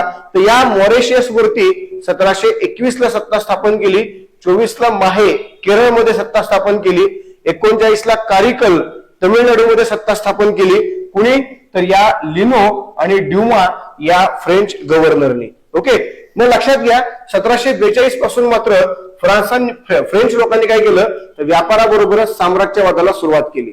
लक्षात घ्या 1742 पर्यंत भारतामध्ये केवळ आणि केवळ भारतात फ्रेंचांनी केवळ काय केलं मित्रांनो तर व्यापार केला. व्यापारामध्ये मोठ्या प्रमाणामध्ये नफा कमवला. पण 1742 पासून मात्र ते साम्राज्यवादाकडे वळाले. मोठ्या प्रमाणात साम्राज्यवाद जर केला तर त्यातून मोठ्या प्रमाणात नफा होईल, व्यापार होईल, अनेक प्रदेश आपल्या ताब्यात येतील, कर द्यायची आवश्यकता लागणार नाही, कोणत्याही प्रकारचं लिमिट नसेल, कुठल्याही प्रकारचं इतर सत्तांचं बंधन नसेल, आपणच आपले मालक असू आणि त्यामुळे उत्पादनामध्ये मोठ्या प्रमाणात वाढ होईल, नफ्यात देखील मोठ्या प्रमाणामध्ये वाढ होईल. ही एक विचार फ्रेंचांनी केला आणि त्यातूनच मित्रांनो त्या काळामध्ये जो फ्रेंच गव्हर्नर आलेला होता, जो अत्यंत महत्वाचा गव्हर्नर होता मित्रांनो, त्याचं नाव होतं डुप्ले. त्याचं नाव काय होतं मित्रांनो डुप्ले. आणि मित्रांनो हा डुप्ले पूर्णपणे काय होता मित्रांनो तर साम्राज्यवादी धोरणाचा व्यक्ती होता. हे लक्षात घ्या, साम्राज्यवादी धोरणाचा व्यक्ती होता. साधारणपणे हा 1745 पासून काय झाला मित्रांनो तर हा 1795 पासून 1745 पासून भारतातला फ्रेंचांचा प्रमुख बनला, भारतातल्या फ्रेंचांचा गव्हर्नर बनला. आणि मग या व्यक्तीच्या निर्णयामुळे भारतामध्ये फ्रेंचांनी व्यापाराबरोबरच साम्राज्यवादी धोरण देखील हाती घेतलं. हा व्यक्ती पक्का कूटनीती तज्ञ होता. वेळोवेळी आपल्याकडे काय कमी आहे या गोष्टी समजून घेऊन त्यात तो सुधारणा करत होता. आणि आपल्याकडे कमी असणाऱ्या गोष्टींना सुधारण्यासाठी जो वेळ हवाय तो वेळ देखील तो इतरांबरोबर बोलणी करून, इतरांबरोबर चर्चा करून स्वतःच्या बुद्धीच्या जोरावरती तो काय करत होता, ते वेळ मागून घेत होता किंवा वेळ तयार करत होता, निर्माण करत होता. कुठल्याही प्रकारचे समोरच्याला वाटलं नाही पाहिजे की बाबा मी कमकुवत आहे म्हणून मी थांबतोय, अजिबात नाही. पण तू देखील कमकुवत आहे, मला माहितीये मी पण कमकुवत आहे, आणि आपण दोघंही थांबूया, यातच आपलं काय आहे तर भलं आहे, हे सांगण्यात, हे पटवण्यात हा व्यक्ती पूर्णपणे काय होता मित्रांनो, तर पटाईत होता. आणि यामुळेच एक कूटनीती तज्ञ, एक साम्राज्यवादी धोरणाचा पुरस्कर्ता, यामुळे डुप्ले यांनी 1745 पासून गव्हर्नर पद ताब्यात घेतल्यापासून फ्रान्सने भारतामध्ये व्यापाराबरोबरच काय केलं तर साम्राज्यवादाला सुरुवात केली. आता भारतामध्ये जर फक्त व्यापार केला तर फ्रेंच हे एकदम बेस्ट होते, काहीच प्रॉब्लेम नव्हता. पण फ्रेंचांनी काय केलं तर व्यापाराबरोबर साम्राज्यवाद केला, साम्राज्यवादाला सुरुवात केली. ही गोष्ट सगळ्यात जास्त खटकली ती कोणाला तर ब्रिटिशांना. कारण मित्रांनो साल होतं 1742. या कालावधीपर्यंत भारतामध्ये सर्वोच्च युरोपियन बनलेले होते कोण तर ब्रिटिश. पोर्तुगाल, डच यांच्यापेक्षा सर्वोच्च किंवा डेन्मार्क यांच्याही पेक्षा सर्वोच्च कोण बनलेले होते तर ते स्वतः ब्रिटिश बनलेले होते. आणि त्यामुळे ब्रिटिशांना भारतामध्ये कुठल्याही प्रकारे स्पर्धक नको होता, कॉम्पिटिटर नको होता. आणि त्यामुळे फ्रेंचांनी ज्या वेळेला साम्राज्यवादाला सुरुवात केली त्यावेळेला ही गोष्ट ब्रिटिशांना खटकली. आणि त्यातूनच मित्रांनो आपल्याकडे फ्रेंच आणि ब्रिटिश यांच्यामध्ये काय झाले तर वाद सुरू झाले. त्याच वादाला आपण म्हणतो इंग्रज फ्रेंच युद्ध किंवा कर्नाटक युद्ध, हे लक्षात घ्या. हळूहळू भारतामध्ये फ्रेंच आले, व्यापाराला सुरुवात केली, व्यापारात नफा कमवला. फ्रान्सिस मार्टिनच्या माध्यमातून वेगवेगळे प्रदेश ताब्यात घेतले, त्या ठिकाणी वखारी स्थापन केल्या. इतर लोकांनी तेवढ्या प्रमाणात कार्य केले नाही, पण परत ड्युमा लिनो याच्या माध्यमातून मोठ्या प्रमाणात वेगवेगळ्या भागांमध्ये वखारी स्थापन करून आपला व्यापार वाढवला, नफा कमवला. त्यानंतर आलेला जो डुप्ले आहे त्याच्या साम्राज्यवादी धोरणामध्ये यांनी आपलं धोरण तयार केलं आणि त्यातून भारतामध्ये साम्राज्यवादाला सुरुवात केली. वेगवेगळे प्रदेश हस्तगत करणं, त्यांच्यावरती दबाव तंत्राचा वापर करणं, भारतातल्या स्थानिक सत्तांमध्ये आपली उपलब्धता वाढवणं आणि स्थानिक सत्तांच्या वेगवेगळ्या प्रकारच्या ज्या काही चुका आहेत त्या चुकांमध्ये आपला फायदा शोधणं आणि त्या स्थानिक सत्तांना आपल्यावरती पूर्णपणे काय करणं तर डिपेंड करणं, हे काम हळूहळू भारतामध्ये फ्रेंचांनी सुरू केलं. आणि ही गोष्ट ऑलरेडी ब्रिटिश करत होते आणि त्यामुळे ब्रिटिशांना ही एक मोठी स्पर्धा वाटली. आणि या स्पर्धेमधनच ब्रिटिश आणि फ्रेंच यांच्यामध्ये युद्ध झालं, ज्याला आपण कर्नाटक युद्ध असं म्हणतो. ओके. आणि त्यातूनच हे फ्रेंच भारतातल्या विशिष्ट प्रांतामध्ये स्थिरावले. त्यामुळे मित्रांनो लक्षात घ्या, भारतामध्ये हे फ्रेंच आले, खूप वाढले, पण नंतर विशिष्ट भागामध्ये स्थिरावले. हे कशामुळे झालं, त्यासाठीचे इंग्रज फ्रेंच युद्ध, ते आपल्याला पाहायचंय. पण हे इंग्रज फ्रेंच युद्ध होत असताना लक्षात घ्या हे युद्ध नेमकं झालं का, तर लक्षात घ्या युद्ध होण्यामागचं सगळ्यात महत्वाचं कारण असं होतं की भारतामधल्या या दोन्ही देशांचा सत्ता किंवा या दोन्ही भागांनी किंवा दोन्ही सत्तांनी भारतात वेगवेगळ्या भागात जिथे सत्ता स्थापन केल्या होत्या त्या भागाचं केंद्रीकरण. तर लक्षात घ्या फ्रेंच होते पांडिचेरी, कारिकल, माहे, चंद्रनगर, सुरत. जर आपण नीट बघितलं तर हे दोन भाग अत्यंत महत्वाचे. त्या दोन भागांमध्ये हा भाग म्हणजे त्यांचा मुख्यालय, बरोबर आहे. ब्रिटिश कलकत्ता, मुंबई आणि मद्रास, त्यात मद्रास आणि हे दोन भाग एकत्र किंवा एकमेकांच्या अगदीच जवळ. मग हा आणि हे दोन भाग एकमेकांच्या जवळ आणि त्यामुळे या दोघांमध्ये सत्ता स्थापनेसाठी, सत्ता स्पर्धेसाठी संघर्ष हा अटळ होता. आणि तो संघर्ष मित्रांनो वेगवेगळ्या कारणांमुळे झाला, पण त्याला बेसिक कारण काय मित्रांनो, तर दोघांच्याही सत्ता केंद्राचा भाग हा एकमेकांच्या अगदीच जवळ होता. आणि जवळ असल्यामुळे दोघे एकमेकांचे स्पर्धक आहेत, ही गोष्ट गॅरंटेड आहे. बघा, भारत पाकिस्तान, भारत चीन हे एकमेकांचे प्रतिस्पर्धक आहेत, कारण ते एकमेकांच्या जवळ आहेत. पण तेच जर आपण विचार करायला गेलो, भारत रशिया एकमेकांचे मित्र आहेत, भारत कोरिया यांच्यामध्ये कुठल्याही प्रकारचे मित्रत्व पण नाहीये, शत्रुत्व पण नाहीये. कारण त्यांना माहिती की यार तो लांब आहे, तो काय करणार आहे आपल्याला, यालाही माहिती तो लांब आहे, तो काय करणार आहे आपल्याला. पण जो जवळ आहे तिथं मात्र वाद असतातच. मित्रांनो, एक लक्षात घ्या, आपण जिथं राहतो, जिथं आपलं घर असतं, त्या घराच्या आजूबाजूला जी घरं आहेत त्या घरांबरोबर आपलं फारसं सख्यत्व कधीच नसतं, हे लक्षात घ्या.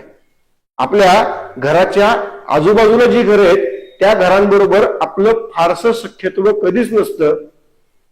लांबची जी घरं असतात ना त्यांच्याबरोबर आपलं फार सख्यत्व असतं, फार जबरदस्त मैत्री असते. मग ती आपल्या आईची असू दे, आपली असू दे, आपल्या वडिलांची असू दे. मित्रांनो, मग ते नेहमी आपल्याला म्हणतात की अरे यार मी तुझ्या जवळ असायला हवं होतो, म्हणजे अजून जास्त मजा आली असती. पण एक लक्षात ठेवा, बाबा जवळ नाहीये तेच चांगलं, लांब म्हणून एवढी मैत्री टिकू नये, जवळ आला की खटके उडणारच आहेत, हे लक्षात घ्या. स्पर्धा तयार होणारच आहे आणि स्पर्धा तयार झाली की भांडणं होणारच आहेत. सो मित्रांनो, या सगळ्या प्रकारच्या गोष्टी आपल्याला यामध्ये पाहायला मिळतात. ही युद्धाची पार्श्वभूमी आहे. आणि मग इथून पुढे आपल्याकडे काय झालं मित्रांनो, तर इंग्रज फ्रेंच युद्ध हे झालं, ज्याला आपण नाव देतो कर्नाटक युद्ध. पण नेमकं हे कसं झालं, यामध्ये कोणकोणत्या प्रकारच्या घडामोडी घडल्या गेल्या, या सगळ्याचा इन डिटेल अभ्यास हा आपल्याला आपल्या लेक्चरमध्ये करायचा आहे. पण नक्कीच आपण आत्ता न करता तो आपल्या नेक्स्ट लेक्चरमध्ये करणार आहोत. कारण आतापर्यंत भारतामध्ये आलेल्या युरोपियन सत्तांचा आपण अभ्यास केला. आता या युरोपियन सत्तांच्या अभ्यासातून मग आपण ज्या वेळेला भारतातल्या ब्रिटिश सत्तेचा अभ्यास करू त्यावेळेला इंग्रज फ्रेंच युद्ध शिकणं गरजेचं असतं. त्यामुळे एक पार्श्वभूमी म्हणून आपण या गोष्टींचा अभ्यास केला किंवा बघितलं. पण नक्कीच ऍक्च्युअल युद्ध हे मात्र आपण आपल्या नेक्स्ट सेशन मध्ये पाहणार आहोत. लक्षात घ्या, तत्पूर्वी आतापर्यंत आपण बघितलेला जो भाग आहे त्या भागाची एक थोडक्यात जर आपण रिव्हिजन घेतली तर लक्षात घ्या, आपण पाहिलं की भारतामध्ये आलेले युरोपियन, हे जे युरोपियन आहेत, हे युरोपियन भारतामध्ये आले. पण नेमके ते भारतामध्ये का आले, बरोबर आहे, या संदर्भातला आपण अभ्यास केला. क्लिअर आहे. त्याच्यानंतर मित्रांनो, भारतामध्ये ते कसे आले या संदर्भातला देखील आपण अभ्यास केला. भारतामध्ये कसे आल्यानंतर मग आपण अभ्यास केला भारतात आलेले किंवा आलेल्या सत्ता. मग त्या सत्तांचा आपण काय केला, 1 by 1 अभ्यास केला, बरोबर आहे. प्रत्येक सत्तेचा अभ्यास. क्लिअर आहे. सो या गोष्टी आपण आतापर्यंत केल्या, ज्याच्यामध्ये हे युरोपियन भारतामध्ये का आले तर यासाठी आपण काय केलं मित्रांनो, तर भारतामध्ये का आले यासाठी भारतातला आणि युरोपियन देशांचा संबंध पाहिला, जो प्राचीन काळापासून होता तो कशा पद्धतीने होता, व्यापार कोणत्या मार्गाने होता, मग तो व्यापार कसा बंद पडला, हे सर्व आपण त्यात पाहिलं. मग ते कसे आले यासाठी सागरी मार्ग कोणकोणते होते, सागरी मार्ग शोधण्याचं काम कुणी कुणी केलं, कोणकोणत्या सागरी मार्गाने हे लोक भारतामध्ये उपस्थित राहिले किंवा टच राहिले, याबाबतचा अभ्यास केला. त्यानंतर मित्रांनो, मग भारतामध्ये आलेल्या युरोपियन सत्तांमध्ये एकूण 5 युरोपियन सत्ता त्या कोणत्या, त्या सत्ता भारतामध्ये आल्या म्हणजे कोण व्यक्ती आला, नेमकं काय काय परिस्थिती आपल्या भारताच्या अवतीभोवती घडत गेली, या सगळ्याचा अभ्यास आपण याच्यामध्ये केलेला आपल्याला पाहायला मिळतो. आणि त्यानंतर प्रत्येक सत्ता ज्या भारतात आल्या त्यांचा इन डिटेल आपण अभ्यास केला. ओके. आता हे झाल्यानंतर मित्रांनो आपल्याला काय शिकायचंय, आपल्याला शिकायचंय की भारतातल्या सर्व सत्ता एकूण किती, 5च्या ऐवजी आता आपण इथे 4 घेणार आहोत. या 4 सत्तांचा जर आपण विचार केला तर या 4 सत्तांपैकी एक सत्ता ही भारतामध्ये सर्वोच्च होती. ती सर्वोच्च सत्ता कोणती होती, तर ब्रिटिश होती. मग आपण यामध्ये काय बघणार, तर यामध्ये आपण बघणार British Portugal. Okay. British Dutch आणि ब्रिटिश फ्रेंच. आता मित्रांनो लक्षात घ्या, भारतातल्या प्रत्येक सत्तेचा जो अभ्यास आपण केला त्यामध्ये आपण ज्यावेळेला पोर्तुगालांचा अभ्यास केला त्यावेळेला आपण बघितलं की पोर्तुगाल आले, पोर्तुगालांनी कशा पद्धतीने भारतात सत्ता स्थापन केली, वेगवेगळ्या भागामध्ये त्यांनी वखारी स्थापन केल्या, व्यापार सुरू केला, वेगवेगळ्या शासकांकडनं त्यांनी भारतातले प्रदेश ताब्यात घेतले आणि कालांतराने ब्रिटिश आणि पोर्तुगाल यांच्यामध्ये विवाह झाला आणि त्या विवाहामुळे पोर्तुगाल हे विशिष्ट भागामध्ये स्थिरावले आणि ते यापुढे कुणाला मदत करणार तर ब्रिटिशांना मदत करणार असं ठरलं. त्यानंतर डच आले. डचांनी आल्या पोर्तुगालांचा विरोध केला. पोर्तुगालांच्या ताब्यात असणारे प्रत्येक प्रदेश आपल्या ताब्यात घ्यायला सुरुवात केली. डच ही एक प्रभावी सत्ता म्हणून पुढे आली, पण डचांचा भारतातल्या स्थानिक सत्तांनी पराभव केला. मार्तंड वर्मा या स्थानिक सत्तेने पराभव केला आणि त्यानंतर ब्रिटिशांनी देखील पराभव केला आणि त्यामुळे डच हे भारतामध्ये पूर्णपणे संपले. त्यामुळे डच आणि ब्रिटिश यांच्यामध्ये सर्वोच्च कोण बनलं तर ब्रिटिश बनले. त्याच प्रकारे आता आपण काय बघितलं तर भारतामध्ये फ्रेंच कसे आले, कशा पद्धतीने वेगवेगळ्या वखारी स्थापन केल्या, कशा पद्धतीने वर्चस्ववादी धोरण निर्माण केलं, व्यापार केल्यानंतर कशा पद्धतीने साम्राज्यवादामध्ये उतरले आणि त्यातून मग आपल्याला काय पाहायचं तर आपल्याला पाहायचं नेक्स्ट सेशन मध्ये ब्रिटिश आणि फ्रेंच यांच्यात झालेले हे वाद आणि त्या वादामध्ये कशा पद्धतीने फ्रेंच यांच्यावरती ब्रिटिशांनी वर्चस्व प्रस्थापित केलं आणि ब्रिटिश सर्वोच्च बनले. तर या सगळ्या गोष्टींचा अभ्यास आपण आता आपल्या नेक्स्ट सेशन मध्ये करणार आहोत, जेणेकरून काय होणार की भारतामध्ये आलेल्या 4 पैकी केवळ एकच युरोपियन सत्ता ही सर्वोच्च बनली आणि ती अर्थात कोणती तर ब्रिटिश. आणि मग त्यानंतर मित्रांनो भारतामध्ये जे ब्रिटिश सर्वोच्च बनले त्या सर्वोच्च ब्रिटिशांना भारतातल्या स्थानिक सत्तांच्या विरोधात जावं लागलं, त्यांना सामोरं जावं लागलं, त्यांच्या आव्हानांना आव्हान द्यावं लागलं आणि त्याच्यावरती विजय प्राप्त करावा लागला. मग याचा देखील अभ्यास आपण करायचा की ज्याच्यामध्ये भारतातल्या सगळ्या स्थानिक सत्ता व प्लासी बक्सर पासून इंग्रज मराठा युद्धापर्यंत पुढे शीख युद्धापर्यंत हा सगळा अभ्यास येणाऱ्या सेशन मध्ये आपण पाहणार आहोत. सो मित्रांनो इथं आपण थांबूया आणि आपल्या नेक्स्ट लेक्चर मध्ये नेक्स्ट वीक मध्ये आपण बघूया इंग्रज फ्रेंच युद्ध, त्याचप्रमाणे इतर ज्या काही घडामोडी आहेत ज्या आपण आता बघितल्या त्या. मित्रांनो इथं थांबूया. धन्यवाद. शिवाय महत्वाची गोष्ट काय तर तुम्हाला 2 प्रश्न साधारण उद्याच्याला आपल्या क्लासच्या माध्यमातून उपलब्ध केले जातील की जे 2 प्रश्न पूर्णपणे डिस्क्रिप्टिव्ह पॅटर्न मध्ये असणार आहेत आणि ते दोन्ही प्रश्न तुम्हाला सॉल्व्ह करायचे आहेत आणि ते सॉल्व्ह करून नेक्स्ट लेक्चरला इथं उपलब्ध करून द्यायचे आहेत. शिवाय मित्रांनो जे 2 प्रश्न मी तुम्हाला आता देणार आहे किंवा उद्याच्याला तुम्हाला मिळतील त्या 2 प्रश्नांचं नेमकं उत्तर कसं असावं, उत्तर नेमकं कशा प्रकारे लिहायला पाहिजे या संदर्भात देखील मी तुम्हाला नेक्स्ट लेक्चर मध्ये एक ठराविक वेळ घेणार आहे की जेणेकरून तुम्हाला तो प्रश्न आणि त्या प्रश्नामध्ये कोणकोणत्या पॉईंटच्या माध्यमातून तुम्हाला उत्तर लिहायचंय हे लक्षात येईल, जेणेकरून तुम्ही ते सोडवण्याचा प्रयत्न कराल. तुम्ही हे सोडवा, कारण हे सोडवलं तरच तुम्हाला नक्कीच परीक्षेमध्ये फायदा होणार आहे. मला येत नाही, मला जमत नाही, तर कुणालाच जमत नाहीये. जमत नाही म्हणूनच तुम्ही क्लास लावलेला आहे. तुम्हाला जमत असलं असतं तुम्ही क्लास लावला नसता. त्यामुळे लक्षात घ्या, तुम्हाला जमत नाहीये हे माहिती आहे, ते शिकायचंय, यासाठी सुरुवात करा. पहिल्यांदा तुमचं नक्कीच चुकणार आहे, त्यातनं त्यात तुम्हाला आम्ही सांगू, तुम्ही शिकाल आणि हळूहळू तुम्ही डेव्हलप होताल. त्यामुळे लक्षात घ्या मित्रांनो, ती सुरुवात करणं खूप गरजेची गोष्ट आहे. म्हणून नेक्स्ट लेक्चर मध्ये आपण त्या प्रश्नाचं डिस्कशन घेणार आहोत, जेणेकरून तुम्हाला देखील आयडिया येते की बाबा रे मला याचं उत्तर कशा पद्धतीने लिहिणं गरजेचं आहे, जेणेकरून मला जास्तीत जास्त मार्क हे परीक्षेमध्ये मिळतील. मित्रांनो ते थांबूया. नेक्स्ट लेक्चर मध्ये पुढच्या गोष्टी आपण पाहू.